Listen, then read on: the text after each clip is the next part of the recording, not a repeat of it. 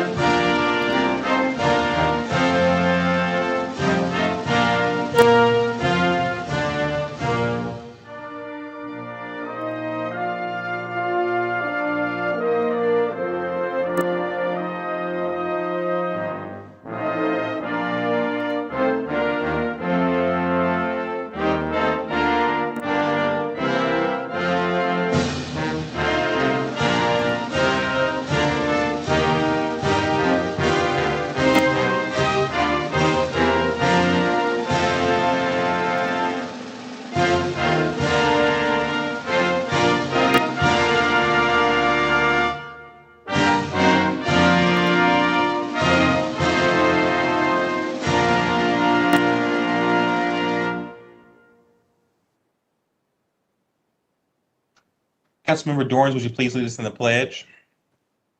I pledge allegiance to the flag of the United States of America and to the republic for which it stands, one nation, under God, indivisible, with liberty and justice for all. Thank you, Councilmember.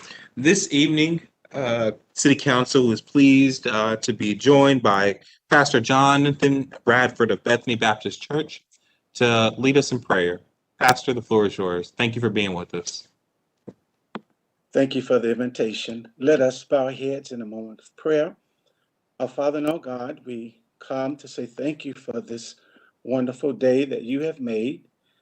And Father, we thank you for President Councilman Shannon Hardin and his staff. And we want to invite you into this council meeting. And we pray that you would give them knowledge and wisdom to make right judgments and make good decisions that will affect all of our lives. In your darling son's name, amen. Amen. Amen. Thank you so much, Pastor. Clerk, please call the roll. Brown, Dorans, Faber, Remy, Tyson, President Hart. Can I get a motion to dispense with the reading of the journal? So moved. Is there a second? Second. Please call the roll. Brown, Dorans, Faber, Remy, Tyson, President Hart.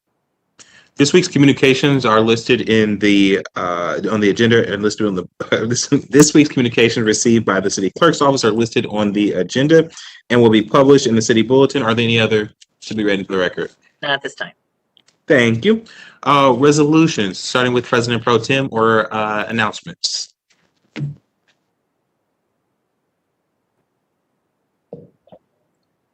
Can you hear me? Yes, ma'am. Sorry, I'm having a hard time with my video and my mute today. So wave your hands if anything goes wrong during this, please. Thank you, Council President. I do have a resolution. It is Resolution 0109X-2021 to support the inclusion of the Fair School Funding Plan in the state of Ohio's 2022 to 2023 biennial budget. The Ohio Supreme Court has ruled that Ohio's education funding system is unconstitutional 4 times. And to this point, little action has been taken by the state legislature to address this clear problem. The state is failing to live up to its obligation to the students of Columbus City Schools and our other local school districts here in the city of Columbus by not calculating individual student need in the current state funding model. This forces local taxpayers to pick up the cost, which creates disparities between communities and districts based on property values and local levies. The bipartisan Fair School Funding Plan, which was included in the House-passed versions of the state budget, but was removed by the Senate, would fairly calculate the elements of a high-quality education for all CCS students and commit the state to picking up a greater share of that cost. The plan would provide as much as $1.8 billion in additional state revenue to support the education of Ohio's school children. With this resolution before us, we're encouraging the Conference Committee on House Bill 110 to restore the Fair School Funding Plan to the state's biennial budget as it was originally included by the Ohio House. A quality and effective education plays a critical role in preparing all students to be successful adults. It enhances the vibrancy of our neighborhoods. It supports the economic vitality of Columbus, and it's just frankly the right thing to do. Tonight, we're joined by Brittany Herb with the Columbus Education Association to talk more about why the Fair School Funding Plan is important for Columbus City Schools and the students and families they serve. Ms. Herb, the floor is yours. Thank you. Good afternoon, President Harden. Thank you, Councilmember Brown, and honorable members of the council.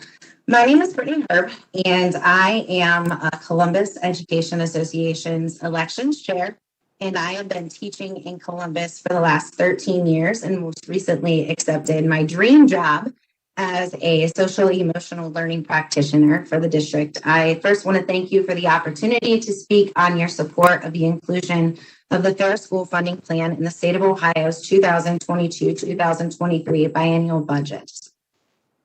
In preparing for this, it was impossible to tell you what I do as an educator and what the students need and how much this funding would help. You all know this. We've known this for at least 24 years now, right? Yet there still remains to be a problem. And then on top of this, throw in a pandemic. The bottom line is our people in Columbus need help. And our students need help, our teachers need help, and our families need help. And this funding would help for our future. The underlying circumstance that I think a lot of us do not talk about is the trauma that we go through on a daily basis, especially being in the city. When we are in trauma, your fight or flight brain really kicks in and you can't make those good decisions.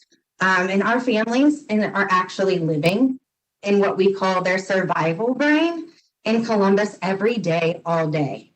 And so our ultimate goal as Columbus City Schools educators is to get those students out of their survival brain and into their thinking brain. And a lot of the times I have found in buildings, our big obstacle is people to help.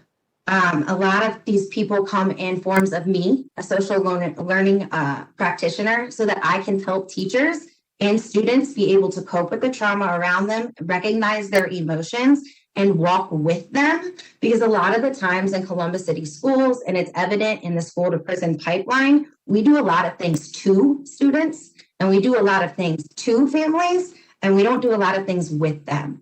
And so with this funding, that will enable us to get, like I said, more people like me, social workers available to help with more resources. I believe our last count, we have 43 social workers for Columbus City Schools for over 109 schools. We'll be able to get more counselors for tiered systems of supports for individualized needs, because that's really, really, really what we need right now. In the city of Columbus, depression is up, violence is up, suicide is up, and substance abuse is up. And my fear is that in these 2 minutes of talking to you is that we continue to do what we've been doing. And so, which is a lot of things to kids and to families and not walking with them. And so, social emotional learning, just a little bit of information. The Collaborative for Academic, Social, and Emotional Learning directly ties improvements with attitudes, behaviors, academics, overall fulfillment, and success in long term. It declines student behaviors such as problem behaviors and substance use, as well as anxiety. And just for the return on investment fact, $1 invested in social emotional learning, according to Castle Studies, is an $11 return. And so leaving you with that fact, I just want to really appreciate your commitment in making Columbus a safe place for all of us to be, and in your encouragement to continue the fight. Thank you so much. Thank you so much for sharing that important perspective and just absolutely critical points about the need for us to double down our investment in this. Really, always we should have corrected this unconstitutional funding a long time ago, but as you point out, now more than ever. So we have, as I said, Treasurer Stan Bohoric here. We also have CEA President John Coneglio. President Coneglio, I want to give you a chance after Treasurer Bohoric if you want to add anything. But we will start with Treasurer Bohoric to just talk about the fiscal impact. If you could touch on that, that the Fair School Funding Plan would have for CCS. Okay, thank you very much. President Hardin, President Pro Tem Brown, and members of City Council, thank you for inviting me to speak this evening on this very important resolution. As you may know, I have testified several times before committees of both the Ohio House and Ohio Senate regarding school funding, and specifically in support of the Fair School Funding Plan. I believe House Bill 110, currently being debated in conference committee, is a once-in-a-generation opportunity to establish a clear, understandable, sound, evidence-based, and equitable state funding formula. Let me tangentially add that when I say once in a generation, I've been involved in this business for over 40 years. I know I don't look like it, but it's been over 40 years this July. And the resolution you are considering this evening speaks to that very point. Your resolution recognizes that effective education plays an important, if not critical, role in preparing all students to be successful adults. Your resolution points out that Ohio's current education funding system has repeatedly been deemed unconstitutional due to its failure to focus on the needs of students and provide the state's financial fair share in meeting those needs. Your resolution also recognizes the almost 4 years of hard, diligent, time-consuming work done by the stakeholder group comprised of superintendents and treasurers around the state, organized at the behest of Representatives Cupp and Patterson in development of the Fair School Funding Formula. Further, your resolution recognizes that the Fair School Funding Formula is student-focused, providing the elements to fairly calculate the cost to meet the individual needs of Ohio's students and determine the state's fair share of the funding needed to meet those needs. I could not agree more with your resolution. My Board of Education and I support the Fair School Funding Formula for all these reasons and greatly appreciate your formal support of including the plan in the state's biennial budget under consideration at this time. Again, I want to thank you for inviting me here, for giving me the opportunity to speak not only in favor of this resolution before you, but also in favor of the Fair School Funding Plan. Thank you. Thank you so much, Treasurer Bohoric. We really appreciate your insights. President Coneglio, could you please offer any additional words to help close us out here before I move for adoption? I know that this plan is very important to all of your members. Yes. I just want to thank, Honorable Council President Hardin, Vice President Brown, and board members. Just thank you for the support of the inclusion of the Fair Funding Plan in the state of Ohio's biennial budget.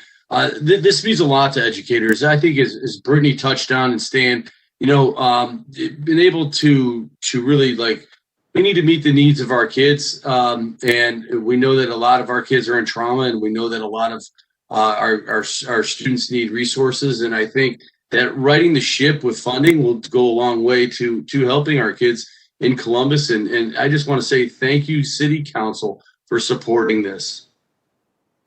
Thank you. Thank you, President Coneglio. Thank you to you and your educators for doing the work of educating our kids on a daily basis. And there is a lot at stake in the conference committee right now. So with that, I will open it up first to see if there are any questions from any of my colleagues. Seeing none, thank you all for being here with us, and I move for adoption. Second. Clerk, please call the roll. Brown, Dorans, Remy, Tyson, President Hart. Adopted. Thank you, Council President. That's all I have. Thank you. Councilmember Mitch Brown. Thank you, Council President.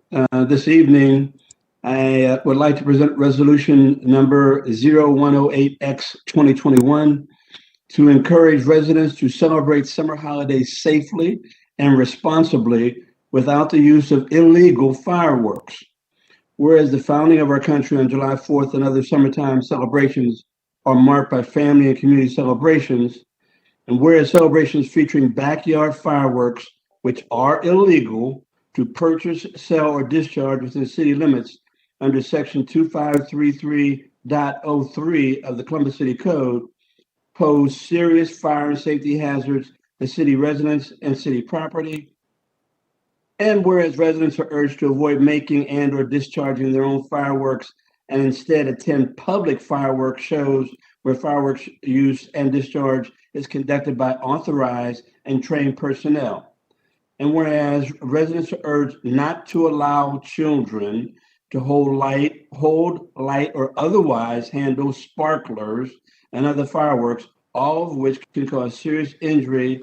And whereas the recent passage of Senate Bill 113 in the Ohio Senate, which would allow the possession of consumer-grade fireworks in Ohio, will create negative consequences, including but not limited to potential property damage, threats to personal and public safety, and negative impact on combat veterans and others who suffer from post-traumatic stress disorder. And whereas residents are urged to observe and obey local, state, and national laws governing the sale and discharge of fireworks, now therefore be it resolved that this council does hereby encourage residents to celebrate summer holidays safely and responsibly without the use of illegal fireworks. We have this evening, Council President, Mr. Anthony Anselmo present to present and make comments with regards to this resolution. Mr. Anselmo? Thank you. Can you hear me? Yes, we can hear you, sir. All right. Thank you for the opportunity to represent here today. As someone who suffers from extreme anxiety, I cannot tell you what a living nightmare July 4th celebrations can be. I have previously come to you concerning safety. I want to apologize for any prior communications that may have been in frustration, but one of the reasons why I was approaching is that last year, July 4th was just disastrous for me and my family.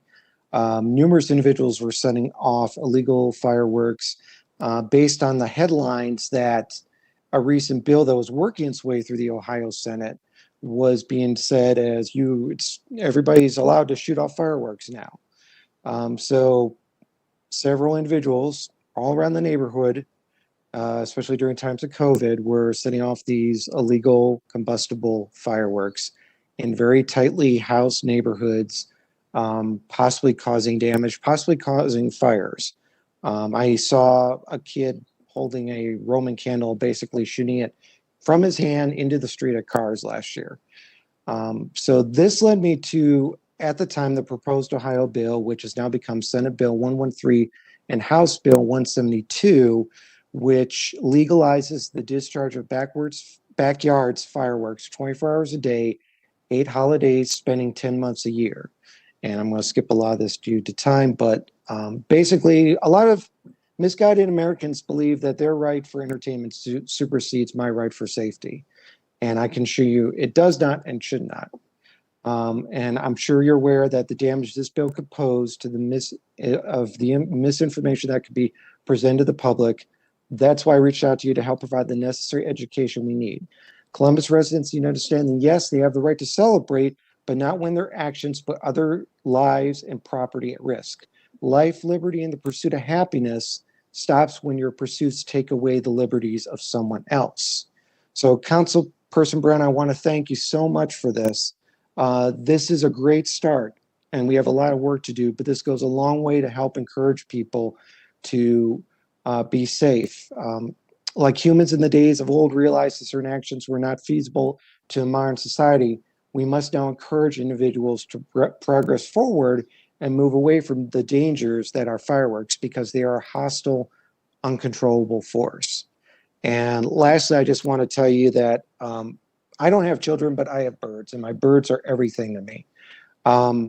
Birds can die very easily from loud noises that could give them a heart attack. And it's very hard for someone like me, both dealing with the anxiety issue and also having to worry about my pets around this time of year with people doing things that are just completely dangerous to us all.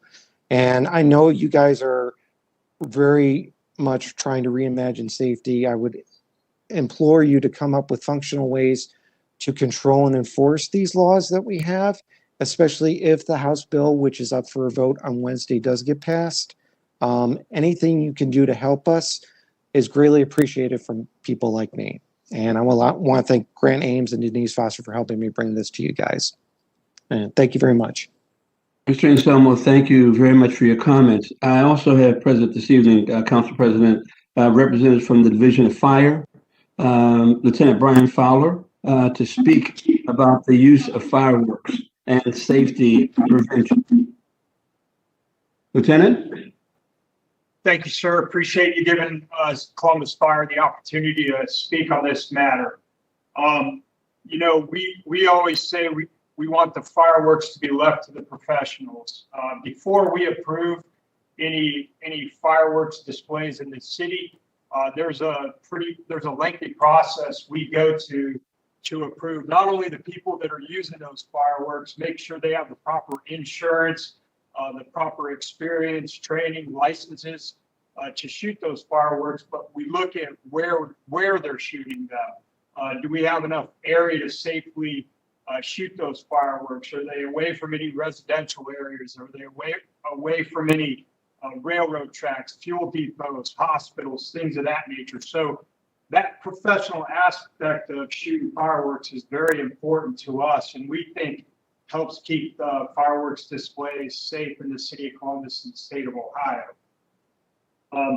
As far as consumer grade fireworks that can be purchased in the state, but as you already noted, can't legally be shot in the state of Ohio. They have to be removed from the state of Ohio within 48 hours of purchasing.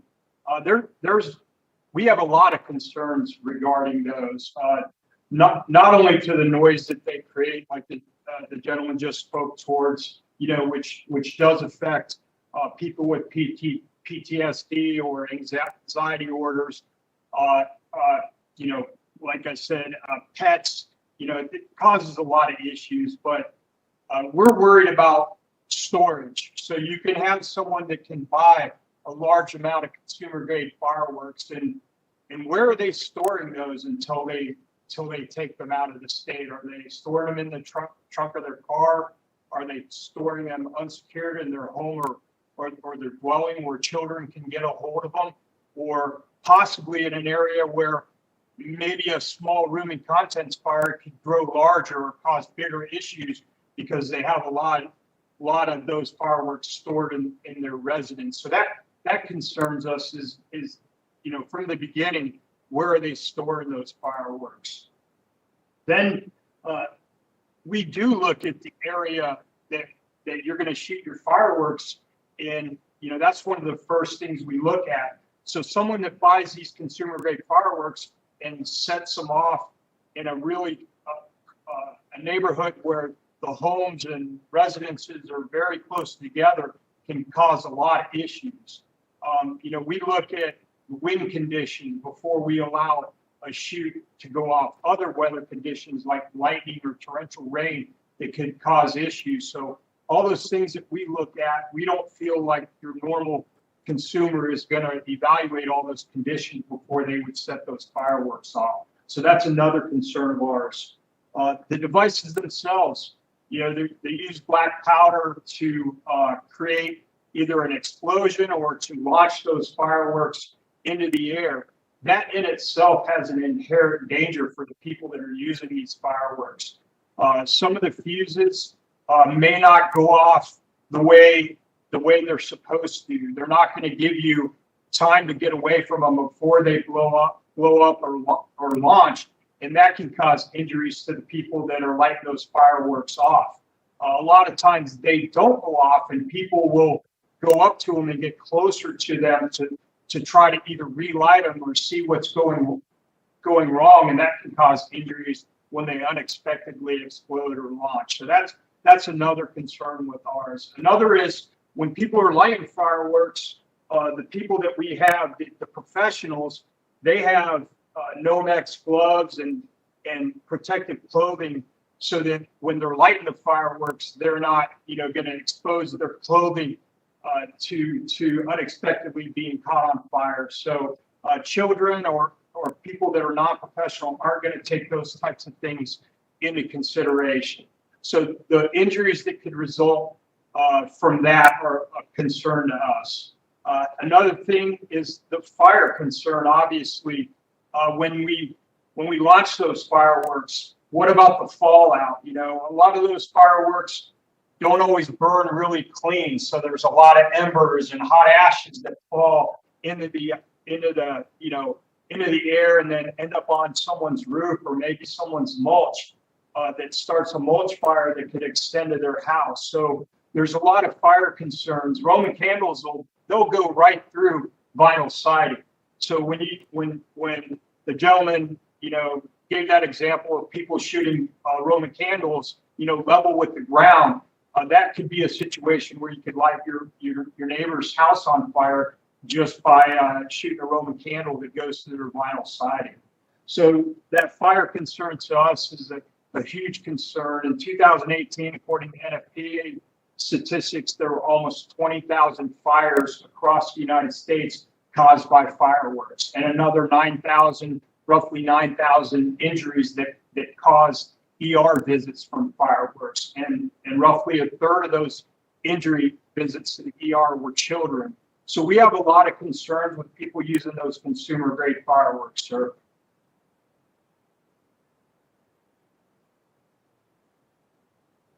Lieutenant, thank you very much. Again, would you restate the statistics with regards to injuries to children associated with fireworks? Yes, sir. The NFPA statistics that we have say roughly 36% of the 9,100 ER visits in 2018 were children under 15.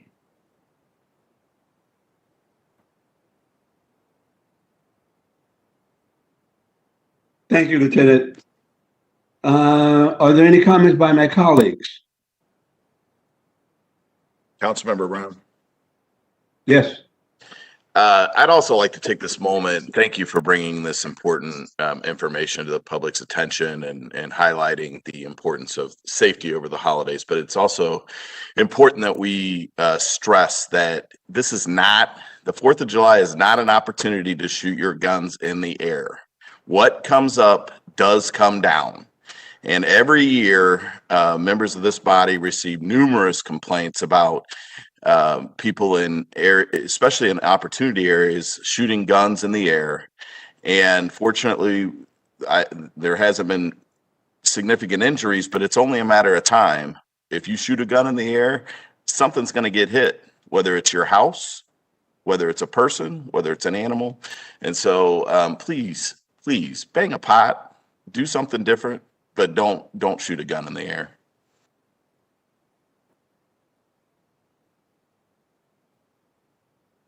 Thank you, Councilmember. Are there any other comments from any other colleagues? Councilmember Brown, this is Councilmember Tyson. Forgive me, I can't see, but hello there, Councilmember Tyson. How are you? Fine, thank you. Good to see you. So again, I appreciate both resolutions that have been already one has been adopted tonight, but I certainly appreciate this one. I hear fireworks every single night in my neighborhood, every single night. Someone's shooting fireworks, firecrackers, and so I agree with everything that the first speaker stated about the trauma it can cause into people's communities, as well as certainly the presentation by the Division of Fire, and it really is it's a significant safety issue, and I don't know. I guess I'm glad that we've had this presentation. It's really now about how do we continue to educate our public, because should this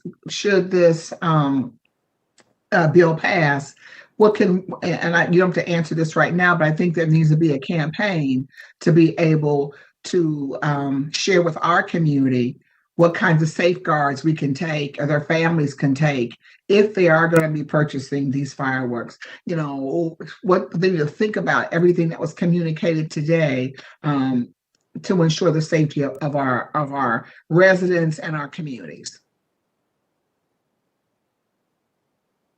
Thank you, Councilmember Tyson. I agree with you 100%.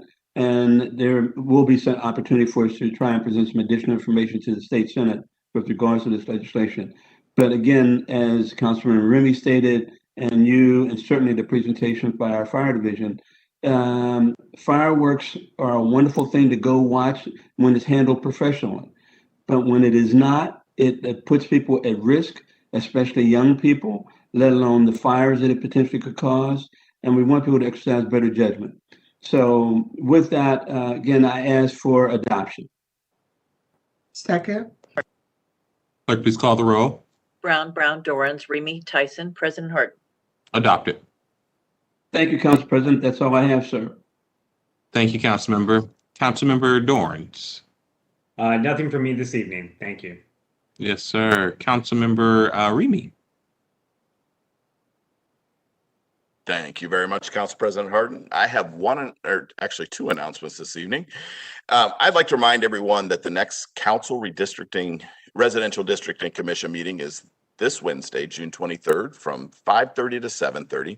The commission members will meet at the Driving Park Community Recreation Center, but we strongly encourage residents to attend virtually on WebEx, Facebook, or YouTube. This week, the Districting Commission will focus on engaging with our vulnerable residents within the city of Columbus and the organizations that represent them. And if you have not already done so, I encourage you to complete the CRDC survey by going to www.columbus.gov/districtingcommission. And about halfway down, you'll find the survey. We need as many people from the community to take that as possible. We need your help in shaping the future for Columbus City Council. For more information on the CRDC and complete the survey, please visit, as I said, the columbus.gov Districting Commission or email crdc@columbus.gov. Next, I will be hosting a virtual public hearing this Thursday, June 24th at 5 o'clock to review the designated outdoor refreshment area application. It will be streamed live on Facebook, YouTube, and CTV Channel 3. Any resident wishing to provide spoken or written testimony should email my assistant, Lucille Frank, at ljfrank@columbus.gov by noon on the day of the hearing. Thank you, President Harden. That's all I have this evening. Thank you, Councilmember. Councilmember Tyson. Yes. President Harden, I have a couple resolutions this evening and a few announcements. And so the first resolution is 110X-2021 is to declare July the 3rd of 2021 as the National Crown Day in the City of Columbus and to recognize and express the city's ongoing support for eliminating racism and implicit bias against natural hair. Whereas Columbus City Council remains committed to eliminating racism and reducing health inequities and promoting systemic efforts to improve the quality of life of all of its residents. This includes a methodical focus to eliminate poverty, increase economic mobility, and to address factors that impact the social determinants of health. This council recognizes that implicit biases remain a part of our culture, and despite the efforts that have been made to create an accepting environment, this includes the passing of laws that embrace diversity and inclusion and the ongoing quest to reverse the racist ideologies that assume the Black traits are inferior. And despite these efforts, Black hair remains a rampant source of a racial denominator with somber economic and health consequences, especially for Black Americans. Studies show that Black women are 1.5 times more likely to be sent home from the workplace because of their hair, and that a Black woman is 80% more likely to change her natural hair to adhere to the social norms or expectations in the workplace. Whereas Columbus City Council expressed its commitment by adopting a resolution declaring racism as a public health crisis on June the 1st of 2021. It also adopted a resolution expressing its support for creating a respectful and open world for natural hair. Excuse me. On July 30th, 2020, and codified legislation and strengthening provisions within the Columbus City Code to include protections to prevent people wearing cultural or natural hairstyles from being discriminated against on December the 17th of 2020. And on July 3rd, 2021 marks the second anniversary of the passing of the first legislation to recognize the Crown Act in the United States. In a groundbreaking decision, the state of California enacted legislation to recognize the impact of racism and implicit bias and amended the California Revised Code to express support for creating a respectful and open world for natural hair. The legislator also added provisions to legally protect against discrimination and to assist people wearing natural hairstyles. Whereas the official campaign of the Crown Act, led by the Crown Coalition, was founded by Dove, the National Urban League, and the Color of Change, and the Western Center of Law and Poverty in 2019. The campaign was created to defend against discrimination predicated on race-based hairstyles, with the goal of extending statutory protections to hair culture and protective styles for men, women, and gender association, which includes braids, locks, twists, knots in the workplace and public schools. And the Crown Coalition has declared July 3rd as National Crown Day, and commemorating the anniversary of the signing of the Crown Act in California. The Crown Act has been introduced at the federal level, has passed in several states, and has been introduced to more than 20 states since first being introduced in 2019. And whereas the National Crown Day will be a day of solidarity for the human rights of Black men and women and children to wear their natural hair boldly and proudly without the fear of reprisal, this one-day celebration will feature a full day of virtual conversations, and people are encouraged to use hashtag #PassTheCrown on their social media platforms. And again, I'm so happy that our council passed the Crown Act. And so be it resolved by the Council of the City of Columbus, this council does hereby declare July 3rd of 2021 as the National Crown Day in the City of Columbus, and expresses the city's ongoing support for eliminating racism and implicit bias against natural hair. And to accept this resolution, I have two speakers today. Have Karen Stansberry Beard, who is an associate professor and chair of the Educational Administration and Educational Policy Affiliate at The Ohio State University. She teaches leadership, inquiry, and ethics, and she also teaches school and community relations, organizational theory, policy and politics, school culture, climate and change, educational administration, supervision, and curriculum leadership for principals. And then I have Dr. Joanna Williamson, who is the chair of the Department of Management and Marketing and chair of the Master's Program of Marketing and Communication program at the Ross College of Business. She has more than 30 years of marketing communication experience in the corporate, nonprofit, and entrepreneurial sectors. And again, Ms. Joanna Williamson also spoke when we were making the code change. So I'll first ask Dr. Karen Stansberry Beard to make some comments on this resolution, and then I'll ask Dr. Joanna Williamson. Thank you very much. And thank you for inviting me to speak to the importance of the National Crown Act and the need for the city to recognize and declare July 3rd National Crown Day in order to bring continued awareness to the act and dialogue in creating actionable steps towards eliminating racism and implicit bias against natural hair. This resolution is timely as the nation reconciles anti-racism and anti-discrimination in many facets of life, but it's also overdue, most notably in schools and in organizations where life quality impact changes can be made.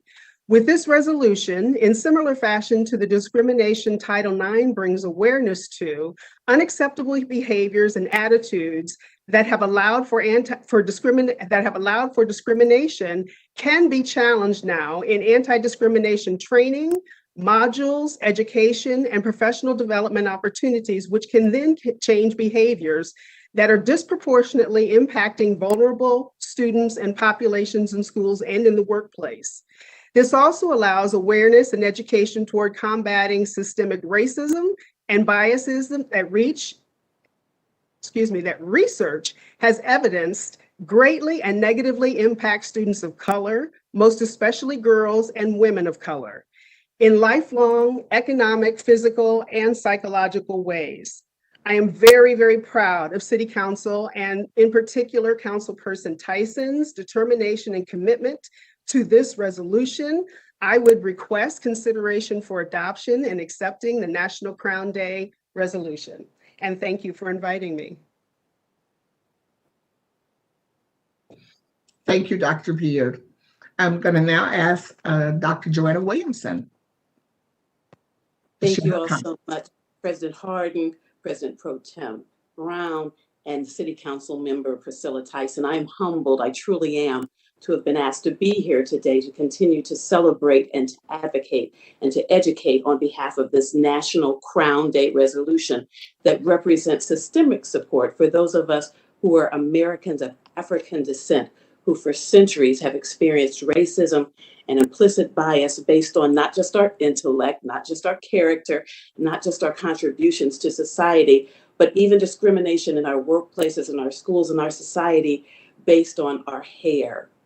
When I was asked several months ago to give testimony to the Health and Human Services Committee in support of your ultimate strengthening of laws embodied by the premises of the Crown movement of creating a respectful and open world for natural hair, I gave my detailed testimony in the form of my own 60+ year personal history of being misinterpreted and mistreated and misunderstood, not just based on whether my hair looked good. It could be argued that everyone of every race aspires to have hair that looks good, but rather whether I had good hair, good based on Eurocentric standards that are contrary to the ethnicity of those of us who had bad hair that was looked down on as nappy or kinky or beady or ugly or unacceptable.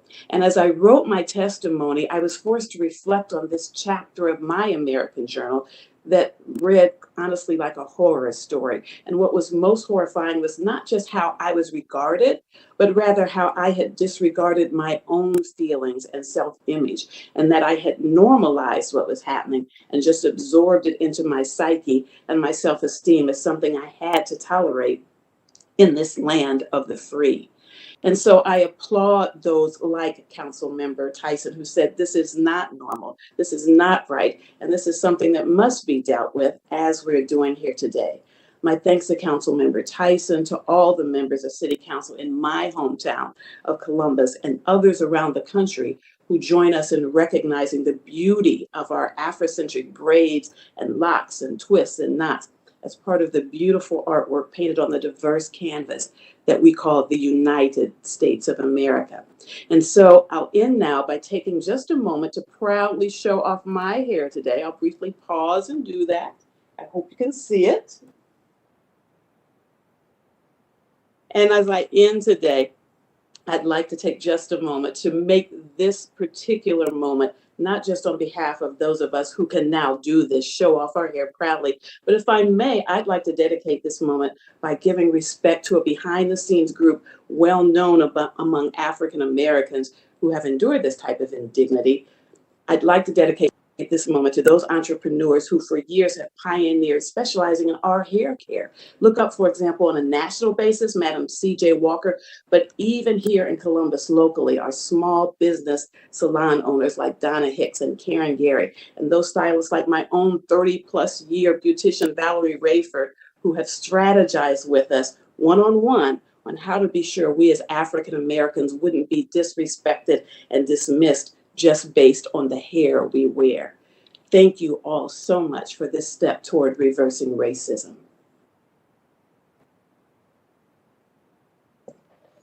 Thank you, Dr. Williamson and Dr. Baird for your testimony today. It certainly will make a difference to the residents of our community. And again, it's hashtag pass the crown. But before we pass this legislation, I want to give Director Carla Williams Scott an opportunity to make some comments on this legislation, because certainly we would have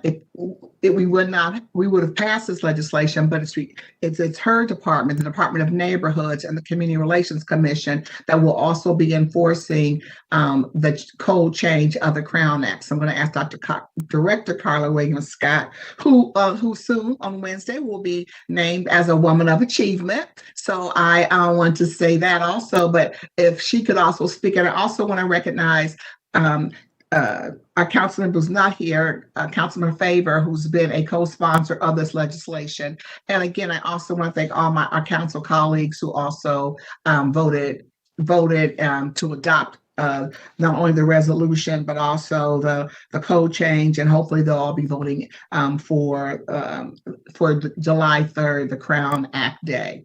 And also mind you that the state of Ohio has not adopted the Crown Act legislation. Just want to share that. So Director Carla Williams Scott.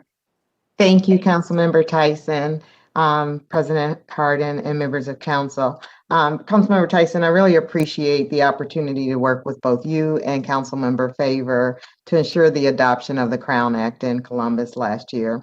Recognizing July 3rd as National Crown Day is an important way to help raise awareness that Black hair discrimination is against the law in the city of Columbus. Last month, under the sponsorship of Councilmember Dorans, Council President Pro Tem Brown, an ordinance was adopted that made important updates to our Civil Rights Code. One of these changes, one of the key changes, is the ability to levy a civil fine.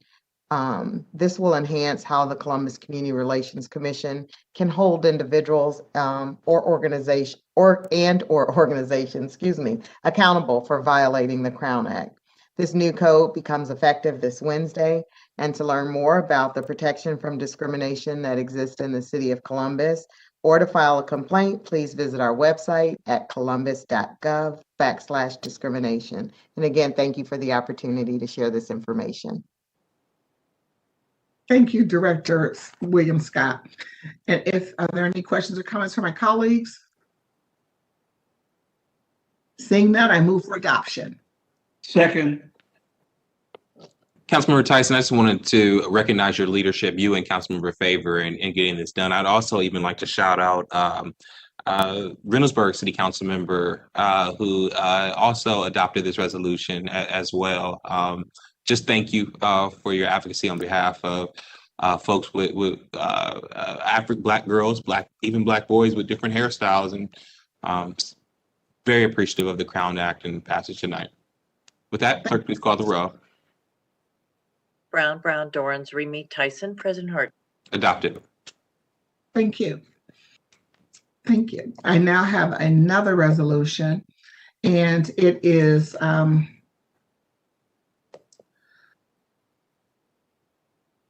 so this next resolution, we will not be offering it to a guest. This next ordinance is a declaration by council's commitment to racial equity that is intended to demonstrate our dedication to the ongoing efforts to advance racial equity and to ensure the community is involved in this process. It is Resolution 111, and it is to acknowledge racial inequities in the city of Columbus and declare Columbus City Council's commitment to advancing racial equity, recognizing the systemic racism that adversely impacts the lives of residents of color. Columbus City Council will continue to implement strategies and provide resources to elevate racial inequities. Whereas Columbus City Council defines racial equity as when race no longer statistically dictates, determines, or predicts social economic status or ability to thrive. Whereas Columbus City Council acknowledges racial inequities brought on by a legacy of systemic racism, unjust practices, and institutional policies implemented over decades by various federal, state, and government entities helped create the conditions that exist today. including but not limited to segregation, redlining, inequitable zoning, mass incarceration, and discriminatory hiring practices. Whereas Black, Latinx, and other non-white communities most impacted by racial injustice must be heard and centered in the process of reform and transformation. Whereas Columbus City Council recognizes the need for both short and long-term reforms and remedies based on building racial justice, and that these remedies and reforms must consider the breadth of issues and the interconnected relationships between policy areas, including but not limited to budgetary, procurement, public safety, and personnel decisions. Whereas Columbus City Council understands that government is uniquely positioned to address the pervasiveness of systemic racism in our society and must play a major role in eradicating racial inequity in our society. First, by acknowledging systemic inequity, second, by confronting the injustice, and third, by taking action. Whereas equity is a critical factor in individual, family, neighborhood, and community success over a number of metrics: economic, housing, health, education, and access to essential services. Whereas Columbus City Council pledges to demonstrate its commitment to racial equity through socially just policy, investment, and future funding decisions and inclusive practices. Whereas Columbus City Council passed Resolution 95X-2020 in June of 2020, declaring racism as a public health crisis in acknowledgement that health outcomes are often disproportionately impacted by race. Whereas Columbus City Council has committed to this work by forming an internal racial equity action team to provide recommendations and next steps for how council can work to advance anti-racist policy and racial equity in Columbus, and by contracting with the National League of Cities Race, Equity, and Leadership Team, known as REAL, to train its staff on anti-racism and racial equity. Whereas Columbus City Council has considered and adopted numerous policies to eliminate racial disparities and improve equity across our community, including reimagining safety, housing for all, curbing evictions, which disproportionately impact people of color, implementing the disparity study, supporting My Brother's Keeper and the Commission on Black Girls, and increasing economic opportunities on behalf of working families through the COVID-19 pandemic.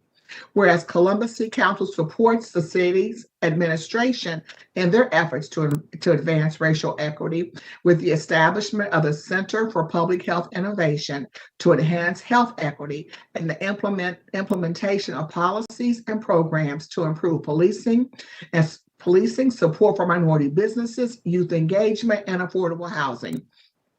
Whereas Columbus City Council recognizes the need to eliminate disparities based on race, ethnicity, national origin, English language proficiency, gender identity, sexual orientation, religion, social economic status, source of income, geographic location of residence, familiar status, disability, age, physical and mental illness, and other factors.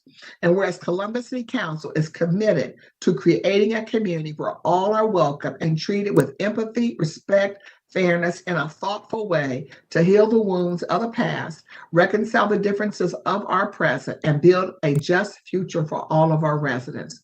Whereas race and equity will continue to be key priorities internally and in city work externally with partners in government, the private sector, the nonprofit organizations, education, and with each community member when Columbus City Council seeks feedback on its legislative decisions.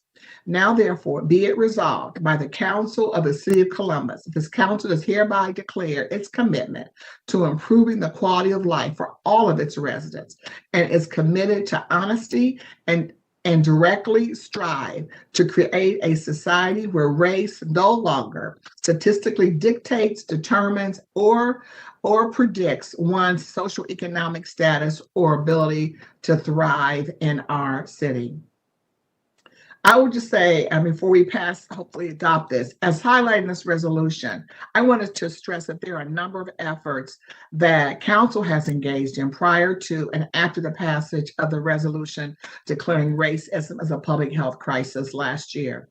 But additionally, there have been support from other government bodies and the community as it concerns racial equity. Franklin County and the Columbus Board of Health not only passed resolutions to declare racism as a public health issue last year, but both entities have established key staff positions to address racial inequities.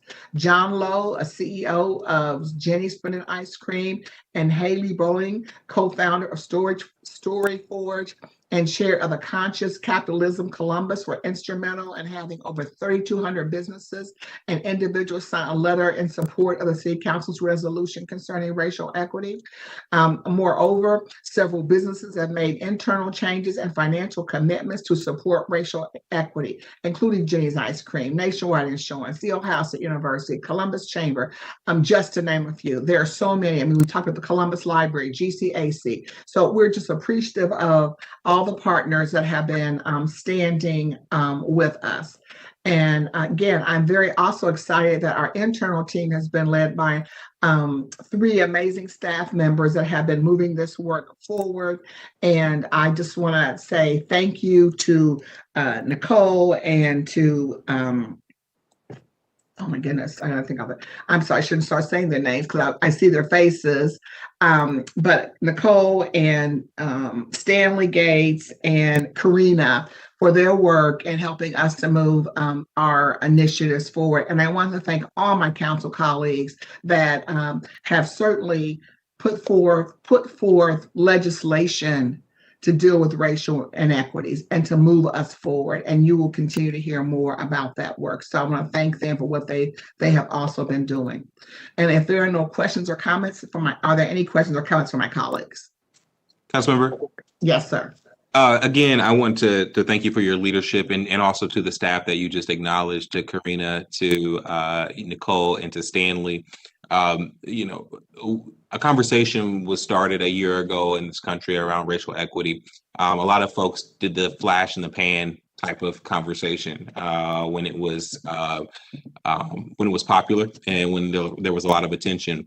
I can tell the residents that this council, under the leadership of Councilmember Tyson and the staff, have been neck deep, waist deep, I don't know what the saying is, in our racial equity trainings, and more specifically than just the training, but how do we turn that into policy to affect people's lives and try to correct some of the ills of the past. I am grateful.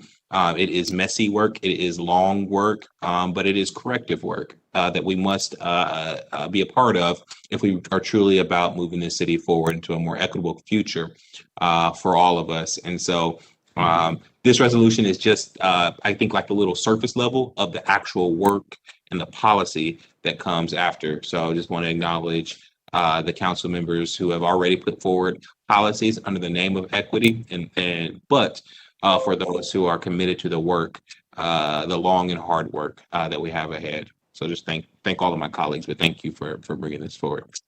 Thank you, President Hart. And again, I want to thank the whole team, and they're certainly our staff that's been working, not only the people that I named, but there's a lot of staff people working in this regard. I want to say thank you to them. And I'm going to just mention one point. This is interesting that, and why we're doing this work and will continue to do this work is that in 2019, that in terms of wealth for Black Americans is 12 cents of wealth for every dollar that is not a person of color. And the overall median wealth in white households is $184,000. And in Black households is $23,000. And that's part of policy decisions. So with that, if there are no other comments from my colleagues, I move for an adoption. Second. Clerk, please call the row. Brown, Dorans, Remy, Tyson, President Harden. Adopted. Thank you. And the last comment I'll just make, not on that, but I'm gonna have just to share that we are still, of course, making sure that the COVID virus is still with us. Last Friday, we had 251 new cases, 11 hospitalizations, and 70 deaths. Thus far, our state has 46.64% of the state's population has started the vaccine, and that we will continue to have pop-up clinics to provide the vaccine to our community. And on June 21st, it'll be at Beatty Recreation Center from 12:30 to 6, the Columbus Commons on the 24th from 11 to 2, and the West Side Free Store Ministries on the 24th also from 1 to 4, Rickenbacker Airport on June the 29th from 9 to 4, Grace United Methodist Church is July the 2nd from 1 to 4, and the church on Oakland Park from 1 to 4. Thank you very much. That's all I have in my committee, not my committee, but that's all I have in my announcements and resolutions. Thank you. No problem. Thank you, Councilmember. Thank you for that reminder around COVID and vaccinations. Please get your vaccinations. They're free. Councilmember just acknowledged all the places you can go. We are trying to get to the 70% of our population with one shot by July 4th. We can still do this. With the personal responsibility phase of this thing, we need folks to really get that vaccination. My only announcement is that I have two hearings coming up, I think this week. The first one is tomorrow, June 22nd at 5 p.m. I'll hold a virtual hearing regarding the implementation of the disparity study. We'll hear from the Office of Diversity and Inclusion as well as outside experts about strategies to remedy the city's contracting disparities. Excuse me. If you'd like to provide feedback at the hearing, please email my team at Linda Capobianco at lmcapobianco@columbus.gov. That's lmcapobianco@columbus.gov. Then on June 30th, I'll hold a hearing regarding changes to construction pre-qualification. This is a part of the city's larger effort to increase supply diversity and ensure contracting dollars are equitably distributed. That hearing will also be held virtually and will start at 5 p.m. So tomorrow at June 22nd at 5 p.m. virtually, and then again June 30th at 5 p.m. virtually. Both of these hearings are around increasing our diversity and spend as a city and encouraging support of our small minority women-owned businesses in our city. So I would encourage folks to participate. With that, are there any announcements from elected officials? I see the auditor, I see city attorney's office. Are there any other requests by members of council for the removal of ordinance from the consent portion of the agenda? Seeing none, may we now have a motion to waive the reading of 30-day legislation by the clerk? So moved. Second. Clerk, please call the roll. Brown, Dorans, Remy, Tyson, President Harden. Will the clerk now read into the record the ordinance number of 30-day legislation for tonight? Finance Committee ordinances 1491 and 1554-2021. Public Safety Committee ordinance 1494-2021. Public Utilities Committee ordinances 1357, 1412, 1488, 1495, 1500, 1512, 1520-2021. Technology Committee ordinance 1481-2021. Health and Human Services Committee ordinances 1257 and 1480-2021. Thank you, Madam Clerk. I don't see any speakers on the first reading portion of the agenda. The following ordinance appear on the agenda as consent. Would the clerk now read those into the record, please? Finance Committee ordinance 1482-2021. Recreation and Parks Committee ordinances 1184, 1189, 1513, 1515-2021. Public Safety Committee ordinance 1449-2021. Public Utilities Committee ordinances 1253, 1286, 1327, 1335, 1361, 1368, 1373, 1382, 1386, 1455, 1497, 1563-2021. Public Service and Transportation Committee ordinances 1204, 1375, 1407, 1450, and 1524-2021. Housing Committee ordinance 1548, 1574, 1576, 1577-2021, Criminal Justice and Judiciary Committee, Ordinance 1341-2021, Economic Development Committee, Ordinance 1545-2021, Health and Human Services Committee, Ordinances 1383, 1384, 1385-2021, Small and Minority Business Committee, Ordinance 1504-2021, appointments from the Mayor's Office numbered A0075, 122, 123, 124, 125, 126, 127, 128, 129, 130, 131, 133, and 134-2021.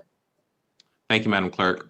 Are there any questions or comments on the consent portion of the agenda? Seeing none, and I don't see any speakers on the consent portion either. May I have a motion of approval for the consent portion of the agenda? So moved. Second. Clerk, please call the roll. Brown, Dorans, Remy, Tyson, President Hart. Passed. We will now proceed with the second reading of 30-day and tabled emergency legislation. The first committee to come before council is the Finance Committee, chaired by President Pro Tem. President Pro Tem, the floor is yours. Thank you so much, Council President. In Finance today, we have Resolution 0084X-2021 to adopt the 2022 tax budget and to authorize and direct the city auditor to submit said budget to the county and to declare an emergency. This is a yearly resolution passed by council. The filing of the tax budget with the Franklin, Fairfield, and Delaware County Budget Commissions will entitle Columbus to participate in local government funds. And these funds are monies collected by the state and shared with political subdivisions like Columbus via the counties. This tax budget will also establish the property tax rates for the city for calendar year 2022, which are not changing. We are tabling the resolution in order to hold a public hearing during next week's regularly scheduled council meeting on June 28th at 5 p.m. If there are no questions, I move to table this resolution until June 28th. Second. Clerk, please call the roll. Brown, Dorans, Remy, Tyson, President Harden. Tabled. And the next ordinance, actually my colleague and Vice Chair, Councilmember Tyson, has to present. Thank you. It is ordinance number 1541-2021. And it is to authorize the director of the Department of Finance and Management to enter into a real estate purchase contract with Franklin County Board of Commissioners that outlines the mutually agreed terms for the purchase of the Carnes Building and Dorian Commons Park located at 410 South High Street, Columbus, Ohio, for the future construction of a new building to house the Franklin County Municipal Court and the city offices associated with this court, and to declare an emergency. I move to table this ordinance to July the 12th and call for a voice vote. Second. Clerk, please call the roll by voice. Ms. Brown. Abstain. Mr. Brown. Yes. Mr. Dorans. Yes. Mr. Remy. Yes. Ms. Tyson. Yes. President Hart. Yes.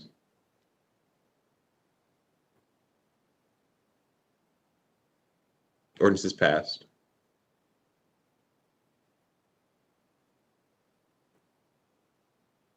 Thank you, Council President. I apologize. Nope. Thank you, Chair Brown. And yes, and thank you, Councilmember Tyson. We have one final ordinance in finance. It is Ordinance 1557-2021 to authorize the city auditor to renew a contract with Ceridian HCM Holding Incorporated for the purchase of Dayforce software subscription, maintenance, and support services, to authorize the expenditure of $1,240,425 from the Department of Technology Information Services Operating Fund, and to declare an emergency.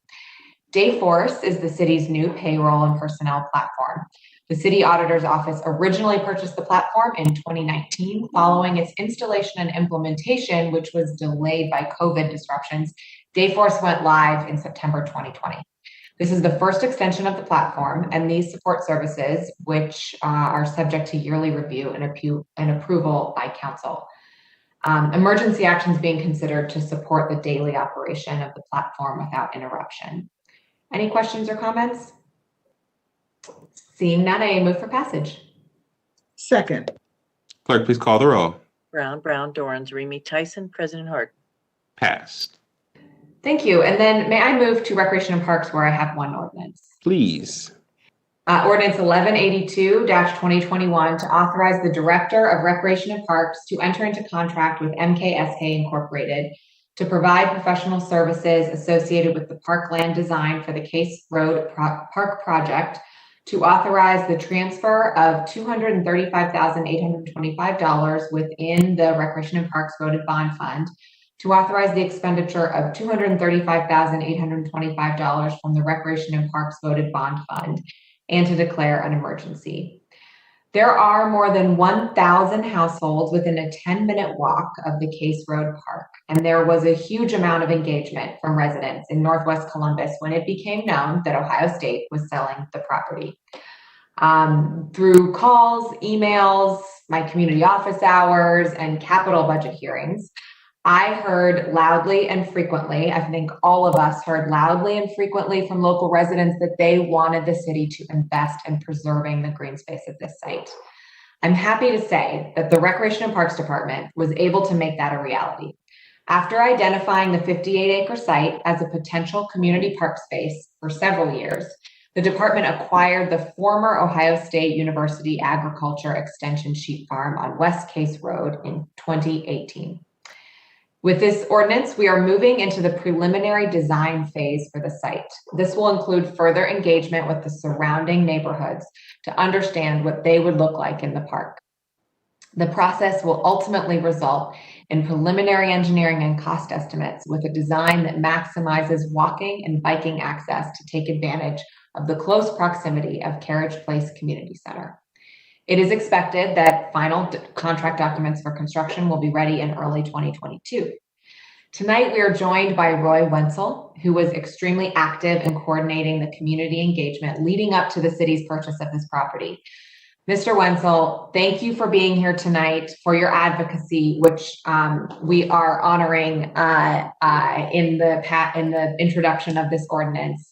Could you please share more about what this property means to you and the Northwest Columbus community? Well, thank you. Thank you, President Harden, and thank you, President Pro Tem Brown, and all council members for allowing me to speak this evening. Also, I'd be remiss not to thank the staff, because without them, this wouldn't happen. And I also want to give a special shout out to Parks and Recreation, Director Rakowski, Assistant Director Uton, and my guy that I think really makes everything happen, Brad Westall. So thank you. It's been a little over 3 years since we began this process of turning the sheep farm on West Case Road into the historic sheep farm park and community hub for Northwest Columbus. I remember our very first meeting we had at 1111 East Broad in August or September of 2018. I believe Brad and Troy were in attendance as we discussed for the very first time the city purchasing the land from Ohio State. After that meeting, I went to every community meeting the city held and distributed our PowerPoint presentation that members of our committee put together. I know I cornered Councilmember Remy at his first community meeting, as well as Councilmember Favors, and I think I might have approached Mr. Dorans as well. It's been a wonderful experience, and tonight, with the approval of the design of the park, the real work begins. When we first began collecting ideas for the park, we envisioned grandiose buildings with a community center, library, even a YMCA, but over time, with the opening of the park for walking and just hanging out, the tone has changed, and I'm hearing people who use the park saying, let's keep it as natural as possible. It's just gorgeous as it is. But I'm also hearing it would be awesome to hold events such as farmers markets, a food truck event that represents the diversity of our area. And another huge part of the design should be a connection to Carriage Place, which is our community center today. Also, I've heard lots of discussion regarding community gardens, potential teaching kitchen, and more. Of course, one of the biggest concerns is the future of the historic sheep farm house, which I recently discovered was built in 1880 and still has pretty good bones for a property that old. It would be a perfect information center and gateway to the park. However, my major concern is that the citizens of our neighborhoods are heard as to what they would like to see in the final design of the park. Of course, I have my ideas, which over the years you have all seen my PowerPoint presentation. That, by the way, I've never delivered digitally. I've just delivered paper copies of it to everyone. But I want to see true representation of the concerns and the wants of all my neighbors. Okay, I think I'll stop here. Needless to say, I am thrilled that we are here today and can't wait to delve into the design aspect of our new community hub. Thank you very much. If you get a chance, watch 6 News. I had an interview with Haley Nelson at the sheep farm right before this meeting. Fantastic. I will definitely watch the story. Thank you so much, Mr. Wenzel. And where's your sheep? George, there we go. Forgot to tell George. George is here. George, thank you. Thank you, Mr. Wenzel, for being here. And I would have been disappointed if the sheep had not also made an appearance. So thank you for having him. We saw him at a lot of community meetings. So emergency action is being considered tonight to begin the public engagement process as soon as possible. We will be engaging all people and stuffed sheep who would like to participate. And we want to start that process as soon as possible to complete the conceptual design by the end of the year. If there are any questions from colleagues? Councilman Brown, I don't have a question, just a comment if I could. Yes, please. You know, oftentimes you'll hear that how one person cannot make a difference. And this again is certainly an example of one person just continuing to move an initiative forward, being committed to something, and that and then this body listened and the administration listened, and look where we are today. So again, I think it's just a great way to continue to show that a person can make a significant difference in their community. Thank you. Thank you, council member. Seeing no further thoughts or questions from my colleagues, I'm going to move for passage. Second. Clerk, please call the roll. Brown, Dorans, Remy, Tyson, President Hart. Passed. Thank you. That's all I have in my committees, President Harden. Thank you, Madam Chair. Next committee to come before council is the Veterans and Seniors Affairs Committee. That committee is chaired by Councilmember Brown. Councilmember, the floor is yours.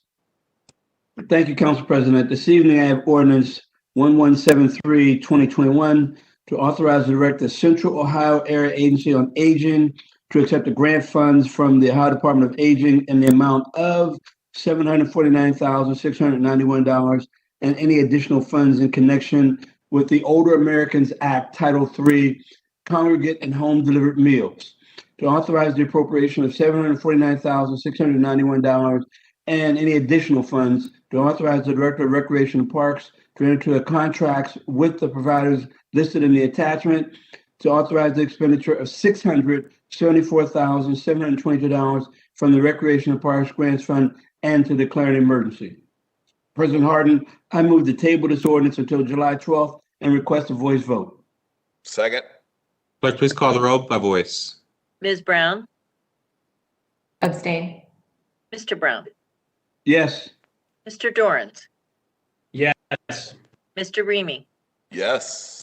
Ms. Tyson, Yes. President Hart. Yes, ordinance is tabled.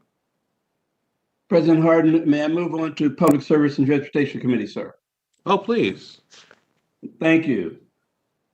This evening, there are 3 ordinances in the Public Service and Transportation Committee. Ordinance 1264-2021 to amend the 2020 capital improvement budget to authorize the transfer of cash and appropriation between projects within the Streets and Highways Bond Fund, to authorize the Director of Public Service to enter into a professional services contract with CHA Consulting, Inc. for the Downtown Signals Retiming Project, to authorize the expenditure of up to $700,000 from the Streets and Highways Bonds Fund and the Street and Construction Maintenance and Repair Fund, and to declare an emergency. I would like to first move to remove this ordinance from the table. Second. Second. Please call the roll. Brown, Dorans, Remy, Tyson, President Harden. Tabled. And I would now move to table this ordinance again until June 28th, sir. Sorry about that. Is there a second? Second. Please call the roll. Brown, Dorans, Remy, Tyson, President Harden. Table to the 28th. Thank you. Thank you, Mr. Chair. Next, we have ordinance 1378, 2021, to authorize the Director of Public Service, Division of Infrastructure Management, to enter into a contract with Cargill, Inc. for an AccuBrine NXT Gen brine maker to improve the roadways of Columbus during the winter months, to waive the competitive bidding provisions of the City Code Chapter 329, to authorize the expenditure of $194,865 from the Streets and Construction Maintenance and Repair Fund, and to declare an emergency. Also present this evening is Deputy Director Soko. Can you please share why you're requesting a bid waiver? Good evening. It's actually me, Director Gallagher. We did a switcheroo on you, Councilmember Brown. I apologize. I understand perfectly, Director. Good evening, council members. The Department of Public Service started utilizing Cargill brine maker equipment at our newly constructed street maintenance sites. And we decided this equipment was selected for a number of reasons, but we decided this equipment was much better than our existing equipment. And so we wanted to start using it at all of our sites when the old equipment reached its end of life.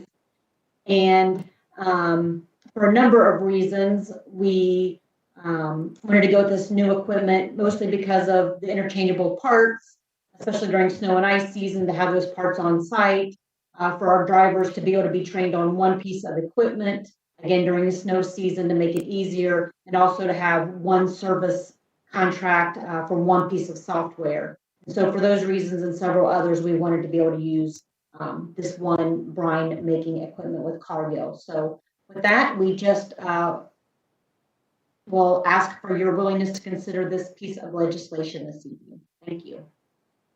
Are there any questions from my colleagues? Seeing none, I move for adoption or passage. I'm sorry. Sure. Second. Clerk, please call the roll. Brown, Dorans, Remy, Tyson, President Harden. Passed. Thank you, Council President. Also, we have ordinance 1378, 2021, to authorize the Director of Public Service Division. I'm sorry.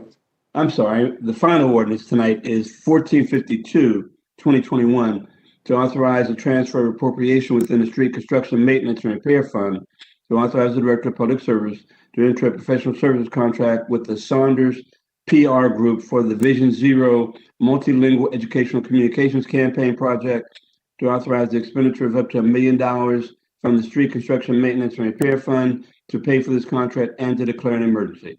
Again, Director Gallagher, would you please speak to this legislation?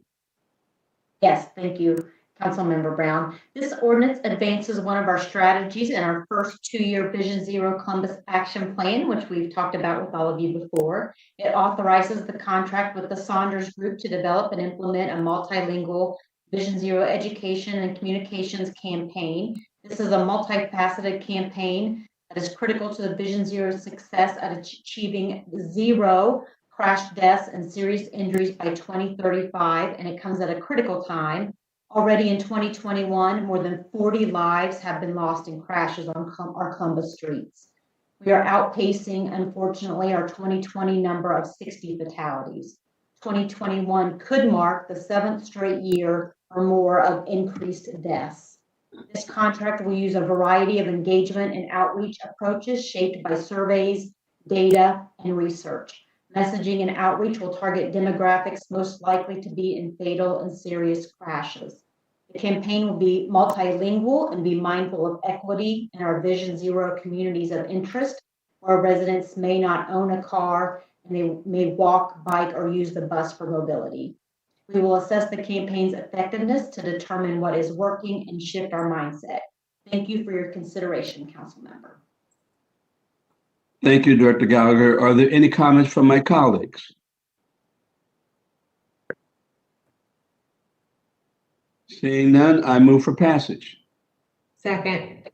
Clerk, please call the roll. Brown, Dorans, Remy, Tyson, President Harden. Passed. Council President, that's all I have this evening. Thank you very much, sir. Thank you, Mr. Chair. The next committee to come before council is Public Utilities. That committee is chaired by Councilmember Dorans. Councilmember, the floor is yours. Thank you, Council President. Tonight in Public Utilities, we have ordinance number 1276-2021 to authorize the Director of Public Utilities to enter into a construction contract with Cocosian Industrial, Inc., the Hapcremie Water Plant Basin Concrete Rehabilitation Project, in the amount of up to $23,653,200 to encumber $2,000 for prevailing wage services provided by the Department of Public Service, to authorize the appropriation and transfer of $23,653,200 from the Water System Reserve Fund to the Water Supply Revolving Loan Account Fund, to authorize the appropriation of expenditure of $23,653,200 within the Water Supply Revolving Loan Account Fund, to authorize expenditure of up to $2,000 within the Water General Obligation Voted Bond Fund for the Division of Water, and to authorize amendment to the 2020 capital improvement budget. The purpose of this project is to rehabilitate deteriorated concrete structures in and around the basin area of the Hapcremie Water Plant, which is essential to our Columbus area water supply. Weather conditions and exposure to treatment chemicals degrade concrete conditions over time, and periodic rehabilitation is needed to maintain the safety and structural integrity of our water treatment facilities. Do any of my colleagues have any questions or comments? Seeing none, I move for passage. Second. Clerk, please call the roll. Brown, Dorans, Remy, Tyson, President Harden. Passed. Thank you, Council President. That is all I have in my committees this evening. Thank you, Mr. Chair. Councilmember Remy, you have one ordinance? We'll go ahead and we'll go ahead and may I have a motion to recess for zoning? So moved. So moved. Second. Clerk, please call the roll. Brown, Dorans, Remy, Tyson, President Harden. We are in recess. Councilmember Tyson, you want to roll or? Yes, let's go right. We only have one ordinance. Let's move through it. Let's just keep on going. I love it, guys. Regular meeting number 30 will now come to order. Clerk, please call the roll. Brown, Dorans, Remy, Tyson, President Harden. Can I get a motion to dispense with the reading? So moved. Second. Clerk, please call the roll. Brown, Dorans, Remy, Tyson, President Harden. We will now go to the zoning committee. Councilmember Tyson chairs that committee and all members serve on it. Councilmember, the floor is yours. Thank you. Before beginning the zoning agenda, I'll briefly explain the rules of council as pertain to speaking before council on zonings and variances. We permit 3 speakers on each side, 3 proponents, 3 opponents, and we ask that they limit their remarks to 3 minutes on each side, and we provide an opportunity for rebuttal from the applicant. This tonight we don't have, on the advice of the city attorney's office, anyone who wishes to speak for or against a council variance, including staff, must be sworn in prior to giving testimony. We do so prior to beginning the reading of each variance on the agenda. We have ordinance number 1516-2021 to rezone a 3553 Refugee Road, being 1.87 acres located on the south side of Refugee Road, 550 feet east of Wayburn Road from the R Rural District and the C4 Commercial District to the LC4 Limited Commercial District. The applicant is Jean Cabral. The proposed use is a limited commercial development. The city department's recommendation is approval, and the Mid-East Area Commission's recommendation is also approval. If there are no questions or comments, I move for passage. Second. Clerk, please call the roll. Brown, Dorans, Remy, Tyson, President Harden. Passed. Thank you. That concludes the zoning agenda. See no further business coming for the zoning committee. Is there a motion to adjourn? So move. Second. So clerk, please call the roll. Brown, Dorans, Remy, Tyson, President Harden. Meeting is adjourned. Can we take a 2-minute break? Got 2 minutes.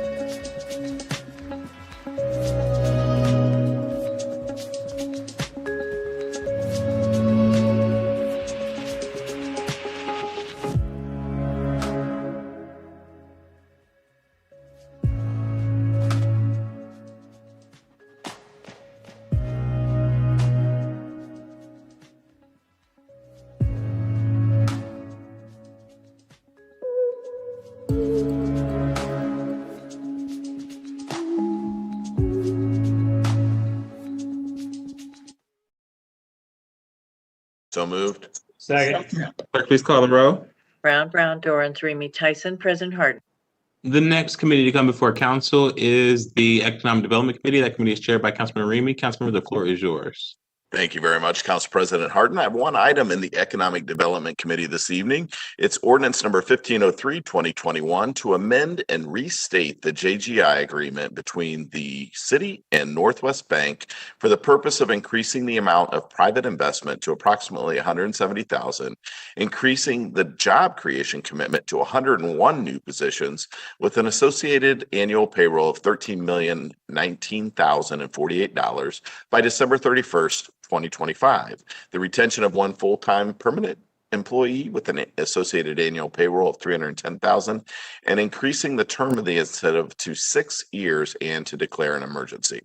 The need exists to amend and restate the Jobs Growth Incentive Agreement between the City of Columbus and Northwest Bank, also known as the JGI agreement, which was entered into under Ordinance 442, 2020, which was approved by Columbus City Council on March 2nd, 2020. The ordinance authorized the Director of Department of Development to enter into a JGI agreement with grantee for an annual cash payment equal to 25% of the new Columbus resident or 30% of the new non-Columbus resident tax withheld on new employees for a term of up to 5 consecutive years on the estimated job creation of 50 new full-time permanent positions to be located at 1 Easton Oval, Columbus, Ohio, 43219. Per an offer letter from the city dated October 29, 2020, and an acceptance letter to the city from the grantee dated January 7, 2021, and through additional correspondence, the grantee indicated they plan to expand their original commitment by moving their full headquarters from Warren, Pennsylvania to the JGI project site at Easton. They would like to dissolve the DOI agreement and consolidate the JGI project site. So I'm going to turn this over. This is exciting news of a bank that's relocating their headquarters here. And so I'm going to turn this over to Director Stevens to share some additional information about this project. Thank you, President Harden, Chair Remy, members of council. As Chair Remy said, the Northwest Bank is decided to move their corporate headquarters to Columbus. As you might recall, in the last 2 years, we put in place both a downtown office incentive and a job growth incentive to have them set up one of their regional offices. They've had success in Columbus, found that the workforce is top notch, and it's been a great location for them. So they have decided to consolidate the regional headquarters with the corporate headquarters out at Easton. Last council meeting, you dissolved the downtown office incentive, and this amendment will expand the job growth incentive to capture those new jobs that are coming in from Warren, Pennsylvania, as well as extend it based on the number of new jobs that are being added to the city. I'd be happy to answer any questions, and I appreciate your consideration. Thank you very much, Director. Are there any questions or comments from my colleagues this evening? Seeing none, I move for passage. Clerk, please call the roll. Brown, Dorans, Remy, Tyson, President Harden. Pass. Thank you very much. That's all I have this evening. The next committee to come before council is the Health and Human Services Committee. That committee is chaired by Councilmember Tyson. Councilmember, the floor is yours. Yes, I think I'll start first with criminal justice, and judiciary.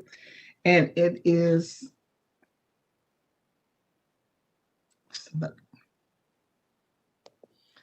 ordinance number 1583-2021, and it is to authorize the city clerk to enter into a grant agreement with the Legal Aid Society of Columbus in support of the Opportunity Port Program, and to authorize expenditure within the general government grant fund to $175,000.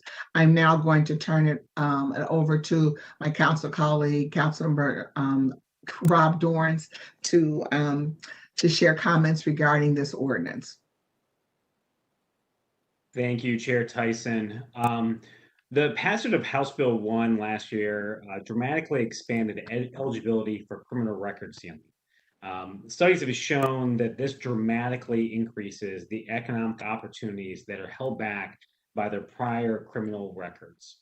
Unfortunately, the vast majority of those that are eligible to have their records sealed aren't able to do so because the application process is often complicated and usually requires legal assistance to do it successfully.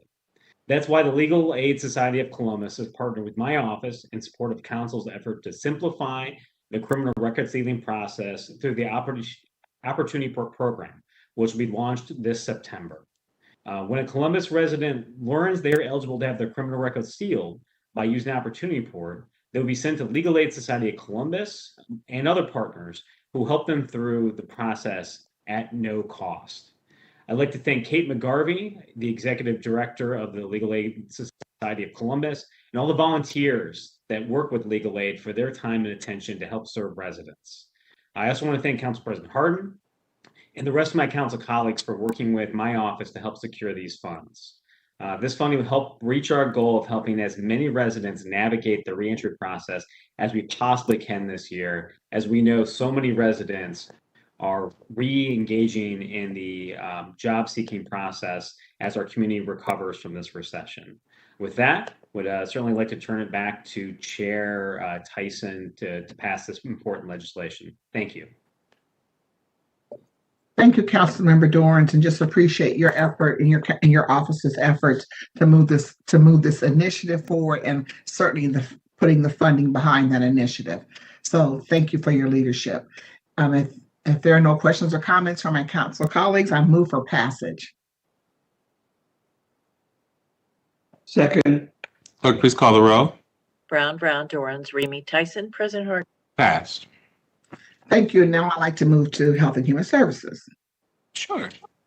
It's the first ordinance is ordinance number 1401-2021 is to authorize and direct the Board of Health to accept grants from the U.S. Department of Health and Human Services in the amount of $3,396,978 and any additional funds from the CDC Health Disparities Grant Program to authorize the appropriation of $3,396,978 and any additional funds from the unappropriate balance of the Health Department's grants fund, and to authorize the city auditor to transfer the appropriations between object classes from the CDC Health and Disparities Program, and to declare an emergency. The purpose of the Columbus Public Health Initiative to address COVID-19 disparities will be to increase capacity and services to prevent and control COVID-19 infection and transmission among populations at higher risk. The outcomes will reduce COVID-19 related health disparities, improve and increase testing and contact tracing among populations at higher risk, and improve Columbus Public Health's capacity and services to prevent and control COVID-19 infection or transmission. Columbus Public Health will use evidence-based, holistic, and collaborative approach to address COVID-19 related health disparities, and this funding will support the implementation of the following strategies: expand existing and develop new mitigation and prevention resources and services to reduce COVID-19 related disparities among populations at higher risk by testing, contact tracing, vaccine coordination, and preventive care through collaboration with traditional and non-traditional partners. Build, leverage, and expand infrastructure to support COVID-19 prevention and control through advice, guidance, and recommendations from multi-sector coalitions. Updated COVID-19 and health equity plans, and hiring people from the communities at highest risk. Number 3, they will mobilize partners to advance health equity and address social determinants of health as they relate to COVID-19 health disparities by building community capacity to reach higher risk populations with effective culturally and linguistically tailored programs and practices. And I'm going to start an emergency so that we can allow for the financial transaction to be posted in the city's accounting system as soon as possible so the work can begin. If there are no questions or comments, I move for passage. Second. Clerk, please call the row. Brown, Dorrance, Remy, Tyson, President Hardin. Passed. I think the next ordinance is 1424-2021. It is to authorize the Board of Health to modify and increase an existing contract with OSU College of Public Health for continued COVID-19 contract tracing services, and to authorize the expenditure of $204,000 from the Health Department's Special Revenue Fund for said contract, to waive the competitive bidding provisions of City Code, and to declare an emergency. Due to the immediate nature of the need for contract tracing services, CPH is requesting a waiver of the provisions of the Columbus City Code, Chapter 329, from the Director of the Division of Finance and Management for the following procedures set forth under the Mayor's executive order. And the contract covers all identified close contacts of any COVID positive staff, faculty, and students associated with The Ohio State University that live within the Columbus jurisdiction. OSU will communicate with all known close contacts of identified COVID cases and educate them about proper mitigation strategies such as current quarantine guidelines and what to do if they experience symptoms associated with COVID.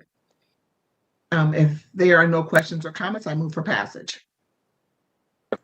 Second. Clerk, please call the roll. Brown, Dorans, Remy, Tyson, President Harden. Passed. Thank you. So for the next two ordinances, we will have Bo Chilton, which is a Chief Executive Officer of Impact Community Action, joining us to present remarks. This evening, we'll be considering legislation that will fund 3 programs at Impact in the amount of $350,000 for all 3 programs, which includes a Thrive to Drive program, which will help individuals save for car purchases funded at $75,000, an emergency car repair program funded at $65,000, and finally, the Sojourn Women's Initiative, which will be a pilot, which is a comprehensive empowerment and workforce development program for women funded at $210,000. I will turn it over to Mr. Chilton as he provides remarks. After he provides his remarks, I will then read the title for each ordinance and ask for passage. Mr. Chilton, the floor is yours. Good evening, Chairwoman Tyson and members of council. Thank you for the opportunity to present to you this evening.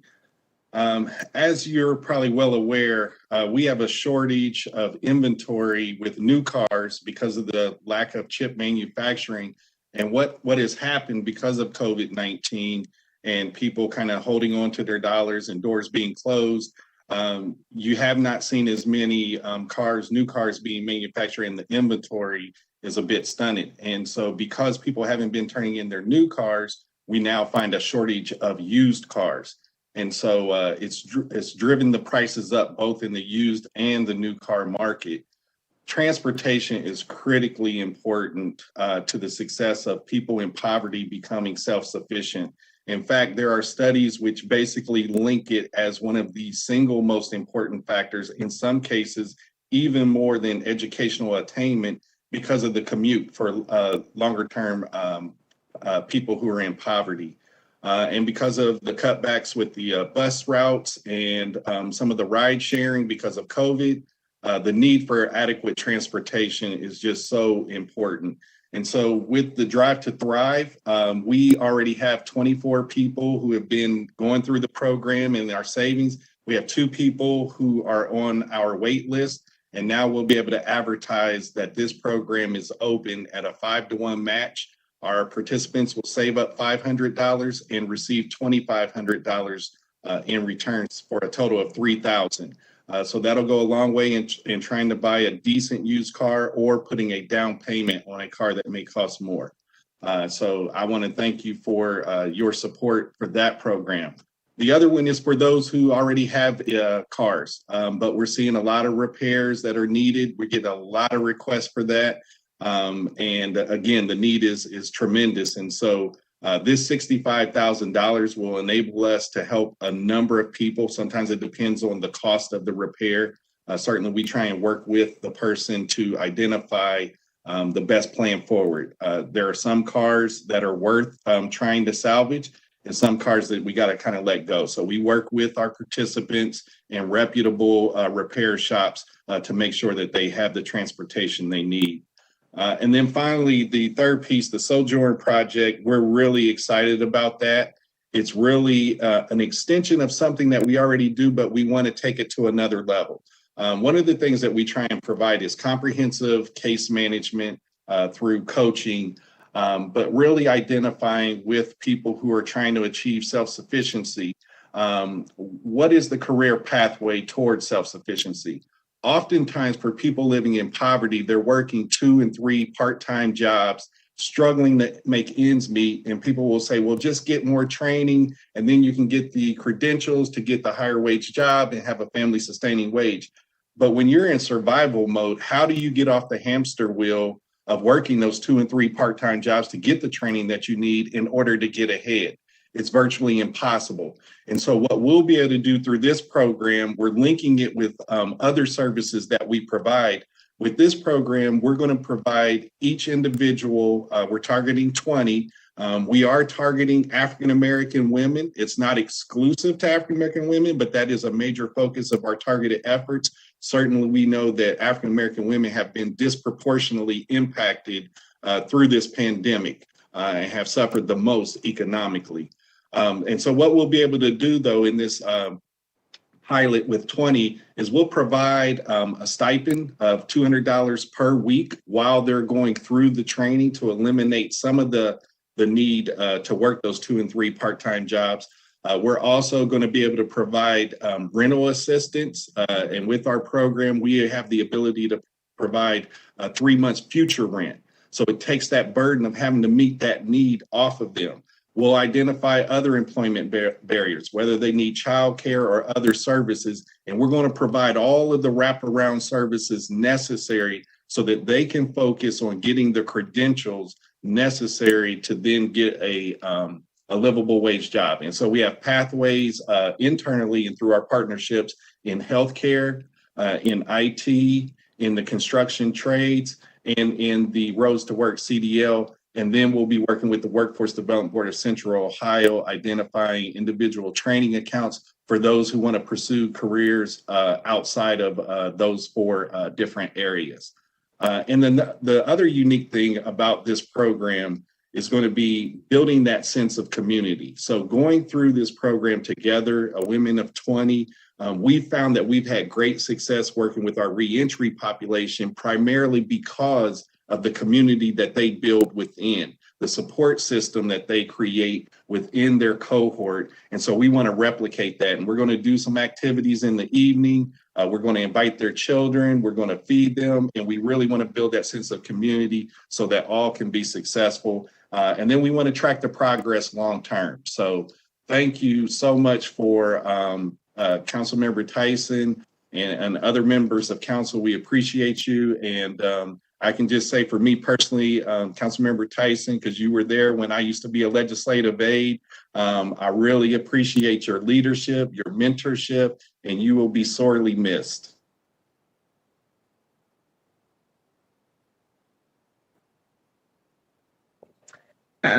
Thank you, Mr. Chilton. And yes, but you have certainly made all of us proud of all the work that you're doing to improve our community. And it's been a great partnership with you and all elected officials and moving our community forward. And I'm excited about the initiatives that you spoke to today, and I'm going to share a little bit more. And then hopefully my colleagues will be in support of this legislation, and you guys can get to work and improve and enhance people's lives. So the first ordinance is Ordinance 1526-2021, and it is to authorize the Director of Development to execute a grant agreement with Impact Community Action in the amount of $75,000 for its Drive to Thrive program, and to authorize an expenditure of $75,000 from the Recovery Fund, and to declare an emergency. And as Mr. Chilton just stated, that the important transportation was identified as a key barrier. 82% of survey respondents identified of a community needs assessment. 82% identified that insufficient access to transportation as a barrier. 91% identified lack of transportation as a condition of poverty, and 79% identified transportation vouchers as a much needed resource. And so again, this program will begin to help to remove that barrier for individuals in our community. And participants, as both stated, save $500 and be matched with $2,500 from our fund and others, and it's for individuals who are 18 or above or at or below 125% of the federal poverty guidelines. Are there any questions or comments from my colleagues? Seeing none, I move for passage. Second. Clerk, please call the row. Brown, Dorans, Remy, Tyson, President Harden. Passed. Thank you. The next ordinance is 1536-2021. It's to authorize the Director of Development to execute a grant agreement with Impact Community Action in the amount of up to $65,000 for its emergency car repair program, and to authorize an expenditure of $65,000 from the recovery fund and to declare an emergency. The Emergency Assistance Department at Impact has implemented a transportation repair program which provides customers with an emergency repair assistance. A copay of $50 towards the cost of repairs will be supplied by the customer, and customers will obtain quotes from licensed certified repair companies to work with an agency approved a partner. And I'm very excited about this program and help people to continue to be able to, cars break down, they can't get to work, and then, it just a snowball effect in the negative. So again, if there are no questions or comments from my colleagues, I move for adoption or passage, I'm sorry. Second. Clerk, please call the row. Brown, Dorans, Remy, Tyson, President Harden. Passed. Thank you. The next ordinance is 1537-2021, and it's to authorize the Director of Development to execute a grant agreement with Impact Community Action in the amount of $210,000 for its Women's Empowerment Initiative called the Sojourn Program, and to authorize expenditure of $210,000 from the Recovery Fund and to declare an emergency. And this is a pilot program, and I'm so excited about it because according to our Columbus data, women are more likely than any other group to have attended some college or received an associate's degree. But despite their educational attainment, women are still the most likely to live in poverty, making up 24% of our Columbus poorest residents. The coronavirus pandemic has put individuals, especially single female head of households, at an increase of falling deeper into poverty. To lift women out of poverty, public and private entities must join forces and implement solutions that address myriad ways that structural and societal racism uniquely burden women. It is imperative that we are intentional about programs and services that alleviate barriers. If not, the present trajectory perpetuates a lifetime of poverty, not only for themselves, but also for their children. And to lift women and children out of poverty, Impact has created the Sojourn Program. It will be a transformational program resulting in job creation, reduction in poverty, and the elimination of barriers to employment for women. This program will impact a minimum of 20 women over 7 months, and research proves investing in women with multiple barriers to self-sufficiency achieves lasting returns for families and communities in which they reside. And this is also from the Commission on Black Girls report. Most of our girls are a significant number. More of our girls are living just with their moms, and many of their moms have a high school education, so not even a college education. So these types of programs to fund women being successful will certainly help the family to be successful. And again, move those families, the trajectory of those families in a very different way so that they are not just having, as I said earlier, 12 cents of wealth. So if there are no questions or comments, I move for passage from my colleagues. Second. Clerk, please call the row. Brown, Dorans, Remy, Tyson, President Harden. Passed. Thank you. The next ordinance is Ordinance 1565-2021.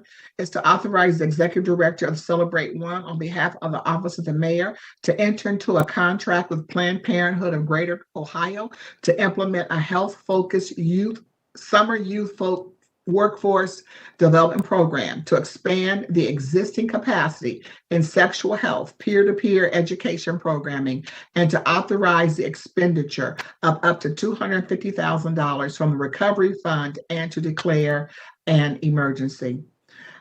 This particular program, again, is focused on our young people, and that up to $150,000 in funding will be used to implement a summer youth workforce and career development program. This program is facilitated by Planned Parenthood of Ohio Center for Sex Education in partnership with Nationwide Children's Hospital. This includes an 8-week 8-week paid summer fellowship with a goal of learning life and work skills alongside professionals in the healthcare field while becoming a positive sexual health messengers within their communities.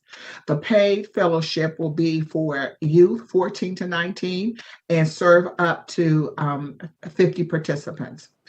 And again, Planned Parenthood will recruit and train these 50 peer educators with the ability to educate as many as 2,500 of their peers about sexual health. Recruitment priority will be given to students residing in the Celebrate One neighborhoods. And emergency action is to begin because we want these 100 youth to be involved in it. But again, 50 of them will come from the Celebrate One neighborhoods. If there are no questions or comments about this program, I move for passage. Second. Clerk, please call the roll. Brown, Dorans, Remy, Tyson, President Harden. Passed. Thank you. The next ordinance I have is 1598-2021, and it's to authorize the Director of Development to enter into a contract with PMM in support of their work with the Commission on Black Girls to provide COVID outreach efforts to Black girls, to authorize a transfer of appropriations with the general fund, to authorize an expenditure within the general fund, to authorize a waiver of competitive bidding provisions of Columbus City Codes, and to declare an emergency. This ordinance again authorizes Director of Development to enter into a contract with PMN for their work with the Commission on Black Girls in order to build upon the development and the design of the 2020-21 programs to address the systemic inequities impacting young Black girls during COVID-19. PMN will provide event planning and marketing services. To assist with the coordination and execution of the following: our back to school rally, the virtual summit, which will include live segments, a business pitch competition, the Black Girl Soar Awards program, and activities related to the Crown Act with our girls participating in that. And PMM will also provide support for youth employment efforts with the Commission on Black Girls. And now joining us to speak about this ordinance is Kimberly Blackwell, founder and CEO of PMM Agency. Good evening, everyone. Thank you for your time. I greatly appreciate it. President Harden, President Pro Tem Brown, a very special recognition to Councilmember Tyson. I want to say we were engaged and invited to participate in this work last year. We know that 2020 was rough for everyone, but it was especially rough for young Black girls. The data showed clearly the disproportionate impact that young girls were facing, not just academically, but with their mental health, dealing with stressful family situations where oftentimes they were the primary caregivers. So last year, Councilmember Tyson called, and of course I answered. I am a Black woman now, but I was once a young Black girl. And what I do know is that you see things, you believe things, you can attain them when you see them represented. And so it was my honor to join in helping and partnering with the City of Columbus and the Commission on Black Girls in developing a campaign that launched in market called Black Girls Soar. We were able to do work across, including the young girls, in advertising campaigns. We aided and assisted in the sense of a back to school rally where over 300 girls were given supplies, given those things that helped them also by way of their personal hygiene. We then moved into a television program. I want to thank the good folks over at CTV. I want to acknowledge Lee Cole. I also should acknowledge Nicole Harper and Carl Williams for all of their great work here in standing this up in a short amount of time. So between a campaign, between a rally, between a summit, where we were able to gather and convene over 500 girls with almost approaching 1,000 who actually registered. This year, we know that work continues. I want to thank the City of Columbus for the continuation by way of commitment and continuity and investment in these young Black girls. We know that they are still recovering. This program and its continuation is for girls, by girls. Councilmember Tyson mentioned that we will also be using this as an opportunity to develop these young ladies professionally. They will be aiding and assisting by way of mentorship and partnership with my agency. We are scaled and represent Fortune 100 global corporations. So they're going to develop skills by way of communication, creativity, production, strategic thought, all of those things that we hope will continue to allow us to tap into what we know is the talent of the next generation. We also know, and I want to thank Councilmember Tyson for inviting us to work adjacent to the city in its work around the Crown Act. Unilever is actually a client of PMM. So I know the leaders over there and they're committed. But what I know even more is the work that's going to be done locally and understanding all of those things that uniquely affect women, primarily women of color, and centered around the crown and their hair.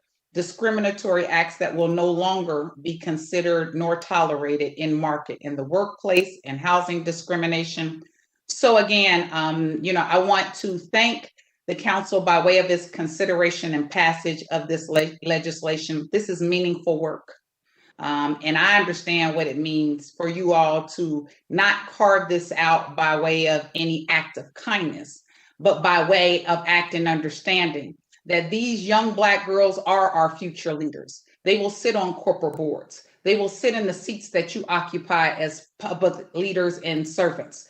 They will run the large nonprofit organizations and bring other businesses to order. And with that, I'd like to thank you for the time and appreciation and actually the continued support of PMM Agency. Thank you. Thank you, Kimberly. Any questions? I just want to share that last year for the summit, that it was out of a rating of 5, asked the girls, how would you rate the schedule agenda overall? And their rating was a 4.6, and because it was a virtual conference. And then they also stated the last question, will we see you again next year? 100% of them said yes, and that this was really important for them again. So are there any questions or comments from my colleagues? Councilmember Tyson, I would just add to everything that Ms. Blackwell just said, add COVID on top of that. Everything that you guys did last year to address our young girls, young Black girls, was done in a period of time where we were learning how to still just engage with anybody. And I am very grateful. We all got to see the work and the engagement that happened because of a contract like this last year. So we're just looking forward to engaging with, supporting, and uplifting more young Black girls due to the work of this contract, but from the genesis of the Black Girls Commission. So thank you again. I'm sorry, Council President, I want to also just mention that, we're still in COVID. And again, as I have from the first resolution that President Pro Tem Brown passed about the girls in school, COVID is still affecting our young people.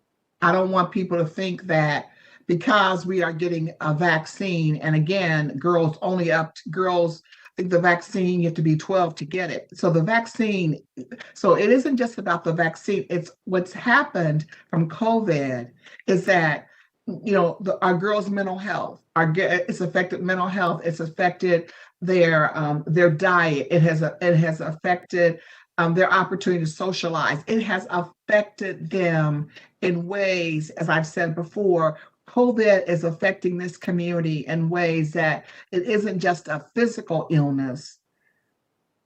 We will have long-term effects of COVID. And so having programs like this is helpful when you're already having girls from the report that were already being challenged in their quality of life, and then you add COVID. So this again will help to uplift girls. So if there are no more, thank you, any more questions or comments from my colleagues, I would move for passage. Second. Thank you. Clerk, please call the roll. Brown, Dorans, Remy Tyson, President. Passed. Thank you. The next ordinance is Ordinance 1601-2021. It is a Center for Healthy Families Summer Youth Employment. It is to authorize the Columbus City Clerk to enter into a grant agreement with the Center for Healthy Families in support of the Commission on Black Girls and Young Women's Summer Youth Employment Project, to authorize a transfer of appropriations within and an expenditure from the Recovery Fund, and to declare an emergency. The Commission on Black Girls and Young Women's Summer Youth Employment Project will work to improve the quality of life of Black girls, to change their perspectives, propel progress, and open pathways for our Black girls. That's right out of our report. Building upon existing assets, the Center for Healthy Families will manage an effective collaboration model for summer youth employment that achieves measurable outcomes, not only benefit our youth and their families, but the community as a result.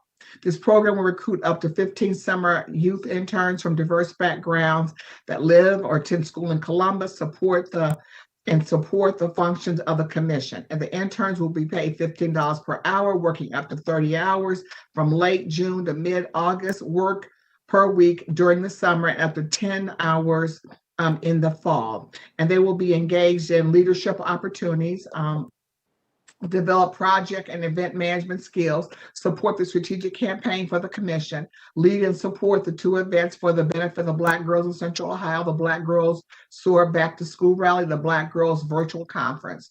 And this summer youth employment program will allow the youth team to engage the community, create transformation. If there are no questions or comments, I move for passage. Second. Clerk, please call the roll. Brown, Dorans, Remy Tyson, President Harden. Passed. Thank you. Now I would like to move to rules and reference. Please. Thank you. I have ordinance number 998-2021. It is to supplement the zoning code, the Columbus zoning code, Title 33, with a new section 3312.053 in order to create the East Franklinton Special Parking Area, to amend various sections in Chapter 3323 to add a new section in order to clarify the limits on the ability of the East Franklinton Review Board to grant parking variances in the newly created special parking area, and to provide relief for the historical properties. And it is the City of Columbus, in partnership with Kimberly Horn and Associates, developed a citywide strategic parking plan that governs parking management decisions that support the growth and development of our urban core neighborhoods. The SPP analyzes existing conditions and recommends a parking management strategies and parking demand management tools for the downtown, University District, Franklinton, and south of downtown neighborhoods. I am going to ask Deputy Director Kelly Sirocco from Public Service has joined us to provide us with some remarks. Kelly, the floor is yours. Actually, good evening, Councilmember Tyson. It's me, Director Gallagher, this evening with you. Sorry about that. We did a switcheroo on you as well. But this legislation is creating a special parking area, or what I will call an SPA, in East Franklinton. It grew from the city's strategic parking plan, which was created several years ago to manage parking and mobility, supportive of growth and development in Columbus's urban core neighborhoods. The goal of the SPA is to create consistent, predictable parking requirements appropriate for East Franklinton, and to create a funding mechanism for parking and mobility improvement.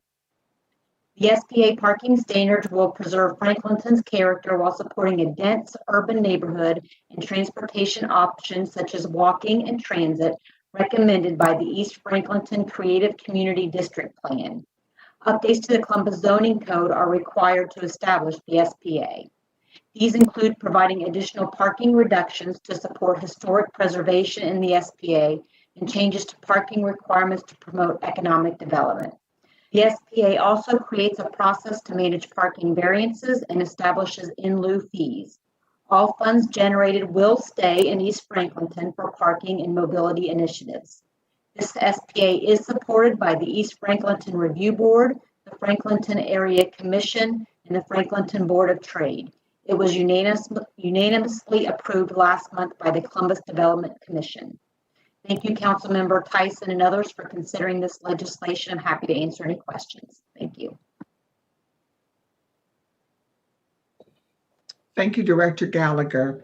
I know we have one speaker. Do my colleagues have any questions for Director Gallagher? Okay, seeing none, we have one speaker who is against this code change, this addition to the code. It is Mr. Blake Compton. Hello. Hello, Mr. Compton. How are you doing? Please state your name and who you represent, and you have 3 minutes to make your comments. Certainly. My name is Blake Compton, and I'm just I guess I'm a neighbor. I'm a resident of East Franklinton. I live in McDowell State. I'm a small business owner, own Compton Construction. I've done numerous projects. Quite frankly, Franklinton has changed my life, changed my company's life. I've worked on projects like Land Grant, Idea Foundry, and I'm also a philanthropist and fledgling small developer. I'm here today to request that the council either retable this ordinance or vote no, and that they request city staff and their consultants to re-engage with the community in a manner to think deeper about the small business owners and small to mid-sized developers and residents that this will affect the most. I will elaborate with the rest of my time available. So we want to talk about consistency and predictability. I've owned a construction company for 10 years, and I've worked all over this city, and I'm here to tell you that the East Franklinton Review Board and its current process is the most consistent and predictable process around parking requirements in the city. And it is why Franklinton has bustled over the last 6 or 7 years. It is the creation of the review board. And I'm worried that we're taking that away. If we're talking about supporting walkable and urban neighborhoods with built-in parking reductions, the built-in parking reductions are replacing the ability for the EFRB to grant 100% parking variances where it's reasonable and applicable to the neighborhood. So I'd argue that service is already consistent and existing. As far as encouraging preservation is very important, but the current language in the ordinance provides little consideration for ADA accessibility upgrades to buildings that are needed to continue to create inclusive and accessible neighborhoods. And I'm worried that we may preserve buildings in ways that don't create the buildings to be accessible. Limiting exterior renovations to many of these old buildings in order to qualify can actually detract from the design process and hurt the curb appeal of some of these old non-significant warehouses. Not to say that there aren't buildings that need to be saved. Some of these buildings just don't have much to look at right now and could use a facelift. Then the capture value of parking and invest in alternative transportation. It is unclear what invest in alternative transportation means to me, having read the language and tracking it since I was given notice as a resident. It simply states in the ordinance, enhancing parking and mobility initiatives. I've spoken directly with several stakeholders at Land Grant over the last couple of weeks, collecting opinions. And what I've heard from the neighbors and stakeholders of my community is that we want to see city trees trimmed and our sidewalks improved so our kids can ride their bikes safely off the road and create accessible space. Also, potentially consider adding trash management to our community where we have no trash cans throughout our entire community. None of this is currently addressed with the broad statements. So I would argue that we would want to look at how it's currently being used in the short north, this fund. Oh man, I was just going to get to the good stuff. All right. Well, I have plenty more. I'd love to email it to you all. Thank you for your time.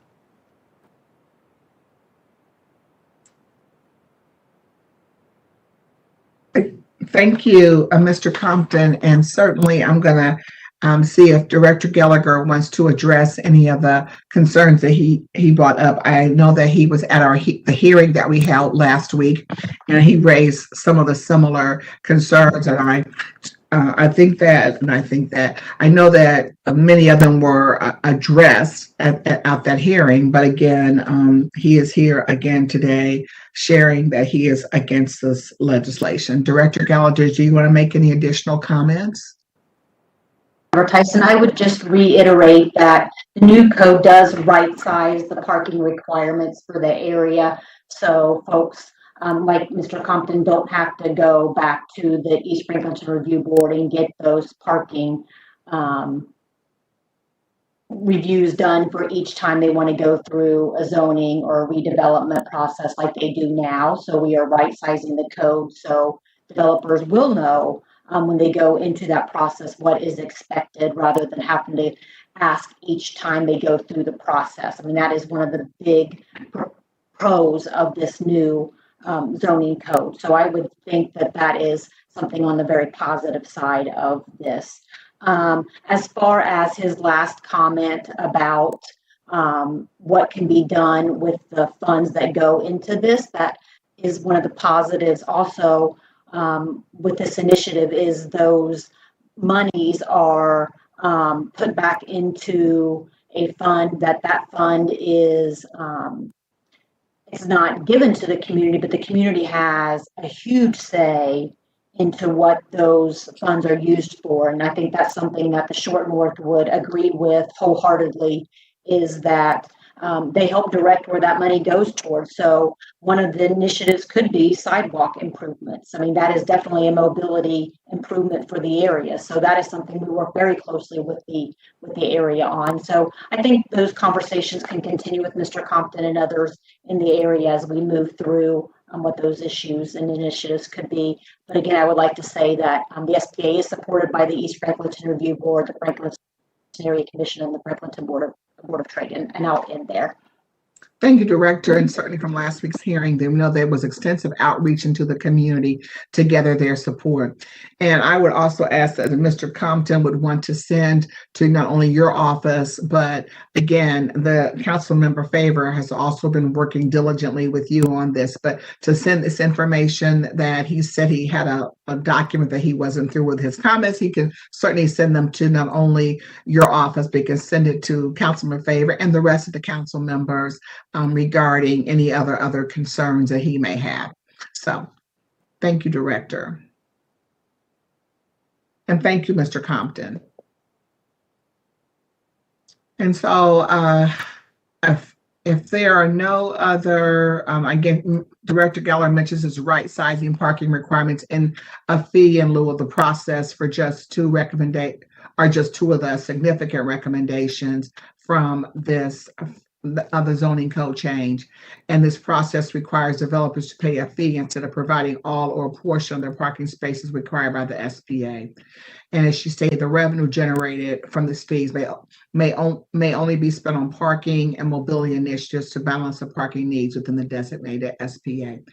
And the Development Commission reviewed and supported this from a 5-0 vote. If there are no other questions or comments, I would move for passage. Second. Excuse me, council member, did you take that from the table yet? Oh, I'm sorry. You're right. I'm sorry. First, okay, thank you. So first of all, I move to just take it from the table. Second. Thank you. Clerk, please call the roll. Brown, Dorans, Remy, Tyson, President Harden. Removed. Thank you. And now I move for passage. Second. Clerk, please call the roll. Brown, Dorans, Remy, Tyson, President Harden. Pass. Thank you. And that concludes my legislation in my committees this evening. Thank you, Madam Chair. The final committee to come before council is the Small and Minority Business Committee. I chair that committee. Tonight in this committee, we have Ordinance 1366-2021 is to waive the competitive bidding requirements of Columbus City Code, Chapter 329, to authorize the Director of Department of Development to enter into a contract with EcoMap Technologies, Inc. in an amount up to $77,500 to design, create, and maintain a comprehensive web-based platform to authorize the expenditure of up to $77,500 from the 2021 General Fund operating budget and to declare an emergency. We often hear from small business owners that they need help, but we aren't sure where to go to find the resources. To address this persistent issue, EcoMaps will help us aggregate up-to-date resources in a centralized online portal. This will be a free service for small businesses. This contract comes directly out of the city's small business needs assessment and strategy. The Director Stevens, is Director Stevens with us? Yeah, he is. we're really excited about this software, this portal. I know we have been working on this for a while. I got a chance to meet with the folks who are designing it and saw it in action in other cities. And I believe it's going to be a treat. It's going to be very helpful for our small businesses. Do you have anything else to add to this? Thank you, President Harden, members of council. I would just say we are asking to waive competitive bidding because EcoMap Technologies is one of 2 vendors nationwide that have this custom subscription services that meets or exceeds the needs of our small business ecosystem. Thank you, Director. Also, shout out to Henry Galot and team who worked extensively on this effort. Are there any questions or comments from my colleagues? Seeing none, I'll move for passage. Second. Clerk, please call the roll. Brown, Dorans, Remy, Tyson, President Harden. Passed. Seeing no further business to come before council, is there a motion to adjourn? So moved. Second. Clerk, please call the roll. Brown, Dorans, Remy, Tyson, President Harden. Meeting is adjourned. We have one speaker